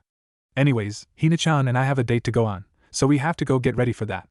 I'll see you around, Kakashi-san." With that, Naruto and Hinata shined away to get ready for their date. Wheel of Torture Chapter 5. Today was the day, is what the Root members thought. Today is the day that we will get into the compound. After numerous failed attempts to get through the main gate, one of the members had the bright idea of climbing over the walls. And so they had begun to climb the walls. They reached the top of the wall and were surprised to find that they were stopped from actually going past the peak of the wall by some sort of invisible barrier. Just then, someone screamed into their comms, "Abort! Abort! The wheel is spinning!" The member who had said this watched the wheel on the gate spin. It chose to settle on cliff racers. The members on the wall watched in horror as the sky was filled by puffs of smoke. Out of the smoke flew cliff racers which proceeded to attack the members on the wall. Several of the members chose to jump to their death, instead of facing the wrath of the flying pterodactyl-type monsters. The victorious shrieks of the cliff racers filled the skies as they left none surviving. They flew circles around the dead bodies until they poofed back to the Red Mountain in clouds of smoke. Naruto and Hinata arrived in front of the Namake's compound in a swirl of flames. They headed inside and went to their bedroom. Hinata turned to Naruto and said, "How about you pick out what you are going to wear and go to Yujito's room to get changed? Send her in here so that she can help me pick out what I'm going to wear." "Fine, but no using your Byakugan to get a sneak peek on what I'm wearing. I want it to be a surprise. Just send Yujito in to tell me when you are ready," replied Naruto. Hinata giggled and said, "You're no fun. But I won't peek. Now run along and get Yujito." Naruto went to his closet and picked something out, but he used his body to shield the garment from Hinata's prying eyes. He then left and went to the guest room that Yujito was staying in.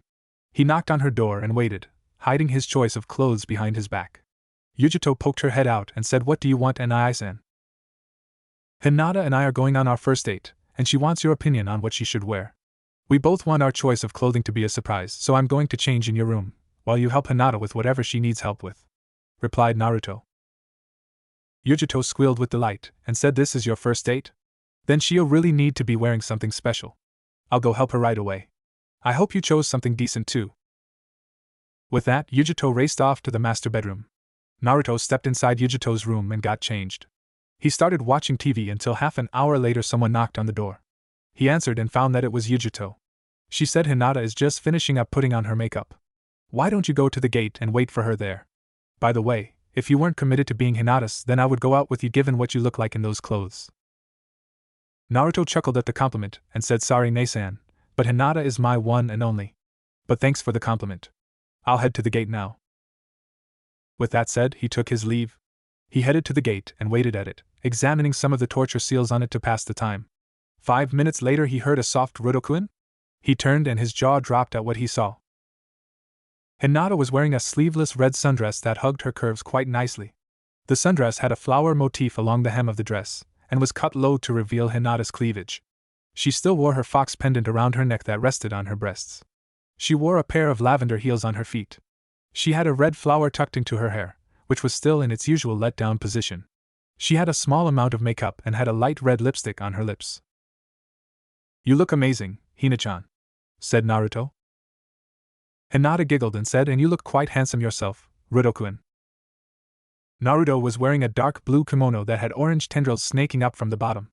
He didn't even try to comb his hair, since he knew that would never work. His kimono was open a little in the front, revealing an orange undershirt that blended quite nicely with his kimono. A/N, let's all face it. Naruto can make orange work. He had a pair of simple black shoes with black tabi. Naruto linked his arm with Hinata's, and they left the compound. They were slowly walking deeper into the village when Naruto said it might be difficult for us to find some place to eat. I do not want to eat ramen for our first date, and I'm not in the mood for barbecue, so the Akimichi family place is out too. Then we'll just have to walk in on a place, and see if they are willing to serve us. Hopefully it won't take too long for us to find a place, replied Hinata. As they walked around, they got quite a few stares. Normally these stares were stares of hatred, and they were usually directed to Naruto, as they blamed him for corrupting the Hyuga heir. But today's stares were different. A lot of people were staring at Hinata. The women who stared at her were actually just jealous of her magnificent figure that was being shown off in her sundress. They were so jealous that they were ignoring the fox ears and tails. The many men who stared at her were staring for the obvious reasons, or at least they were until Naruto gave them each a death glare. The people who were staring were also confused. They knew that Naruto would always do his best to not take the normal roads, so as to avoid the hateful populace. But today he was walking in the middle of the street for all to see, with his arm wrapped around the Hyuga heirs. It was as if he was showing off that he was proud of the fact that he was a Hanyu. Then a very drunk man sauntered up to the pair. He slurred out to Hinata, so what's a prieti lality doidoing with a screw-up licky hyam? Whhhhyy didn't you kumi with me for a good time? Everyone who was watching what happened were expecting for the demon boy to rip the man limb from limb, but what they saw shocked them. Naruto and Hinata just walked around the man.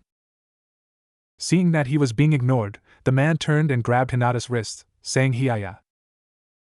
Hinata just turned to him and released a burst of refined killing intent, stopping the drunk's heart. He dropped down to the ground dead. The bystanders were really not expecting that to happen. They had expected the demon boy to go on a rampage and destroy the village when the drunk had grabbed the girl's wrist. But instead what they saw was the girl turning to look at the drunk, and the drunk falling over dead. They hadn't felt an ounce of the killing intent that she let out, so they were seriously confused as to how the man died. They looked back to the couple to see them walking off like nothing happened. Naruto and Hinata reached a restaurant that piqued their interests, and stepped inside and asked for a table. They were immediately responded with a harsh "We don't serve your kind here, demon. Now take your whore and leave." Naruto just nodded and said very well. That is your loss. Before taking Hinata and walking out the door. They tried 6 other places and each time they were met with a similar response. The next place that they were going to try was a restaurant called Ziki's. They walked in and asked the waiter for a table, and the waiter said, "Why should we serve you, demon?" Naruto and Hinata turned to leave when they heard a voice say "Wait." They turned around to see a man in his 40s walking after them. He then said, "I'm terribly sorry as to how my waiter treated you. My name is Tadakatsu Ziki. I'm the owner of this restaurant. Please come in and as an apology, I'll give you and your beautiful date a private table for 2. Naruto was confused as to how this man was acting, so he said, "You're willing to let us stay and eat in your restaurant? Not that we are complaining, but if the general populace hears that you let the demon and his whore eat at your restaurant, they will never eat here again.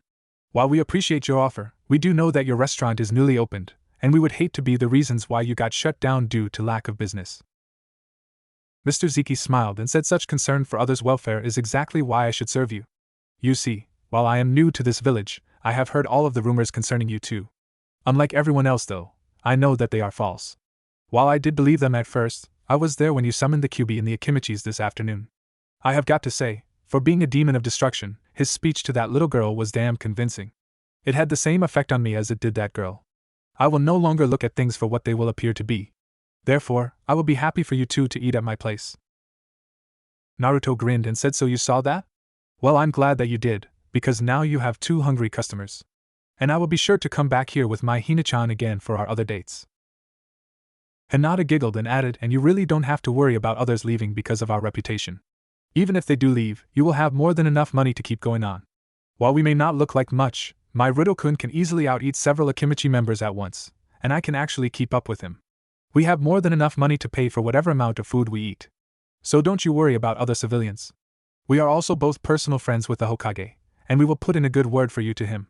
I'm sure he'll come here after we tell him, and if you say that you had the Hokage eat at your restaurant, then your business will boom. How do you think that the Akimichi family barbecue got so popular? It's all because the Hokage dropped in for lunch one day after Choza-san completed a personal mission for him. Hearing this, Mr. Ziki's smile broadened and he said, then I must get you two to your table immediately. If you can eat like you say you can, and are willing to put a good word to the Hokage if our food proves adequate, then I will never need to advertise again. I will even have my son Yukimura cook for you too. He is my pride and joy, as well as the best cook in the establishment. I told him what I saw today, and now all he holds is admiration for you two and the Kyuubi. So he will be sure to do his best to impress you too. With that said, Mr. Ziki led the couple to a private room. Moments later, an 18-year-old boy wheeled in a cart with the things necessary for cooking on it. He turned to the couple and said, "Hi, I'm Yukimura. I will be your chef for today, and on a more personal note, let me say that you two are awesome. To think that you have been training with the Lord of Demons, and have died and come back to life is awesome. I can only hope that my cooking will impress you as much as your story has impressed me.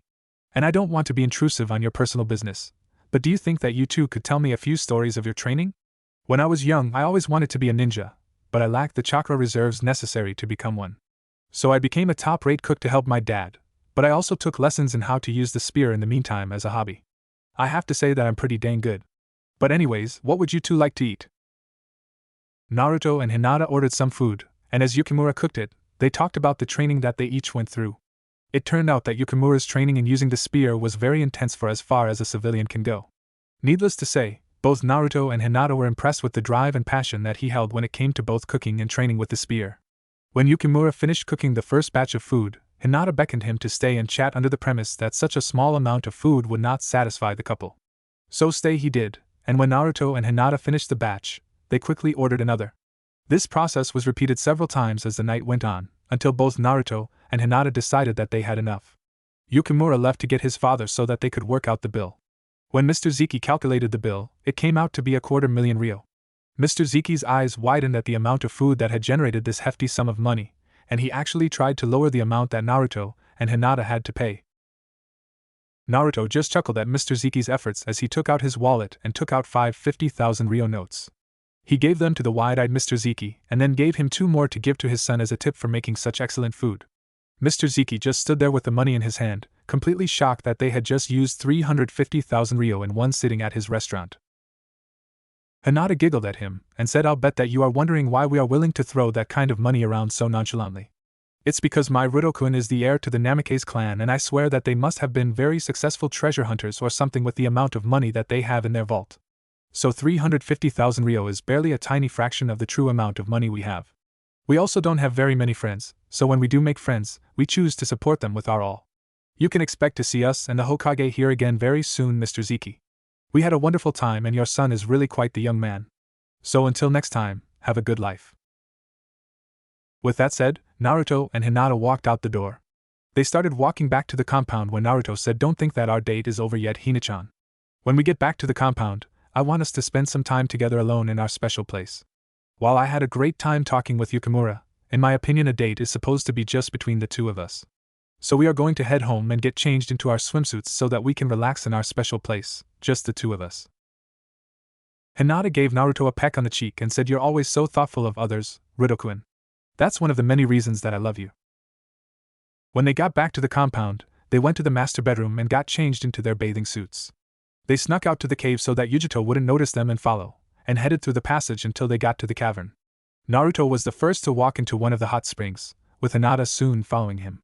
Naruto sat on one of the carved-out benches in the spring with Hinata sitting next to him. They just relaxed and enjoyed being together, talking about random things as the heat from the springs slowly made them drowsy. Eventually, they decided that if they stayed in there too long that they would fall asleep, so they got out and dried off. They headed back to the main compound where they went straight to their room and went straight to bed, falling asleep in their swimsuits.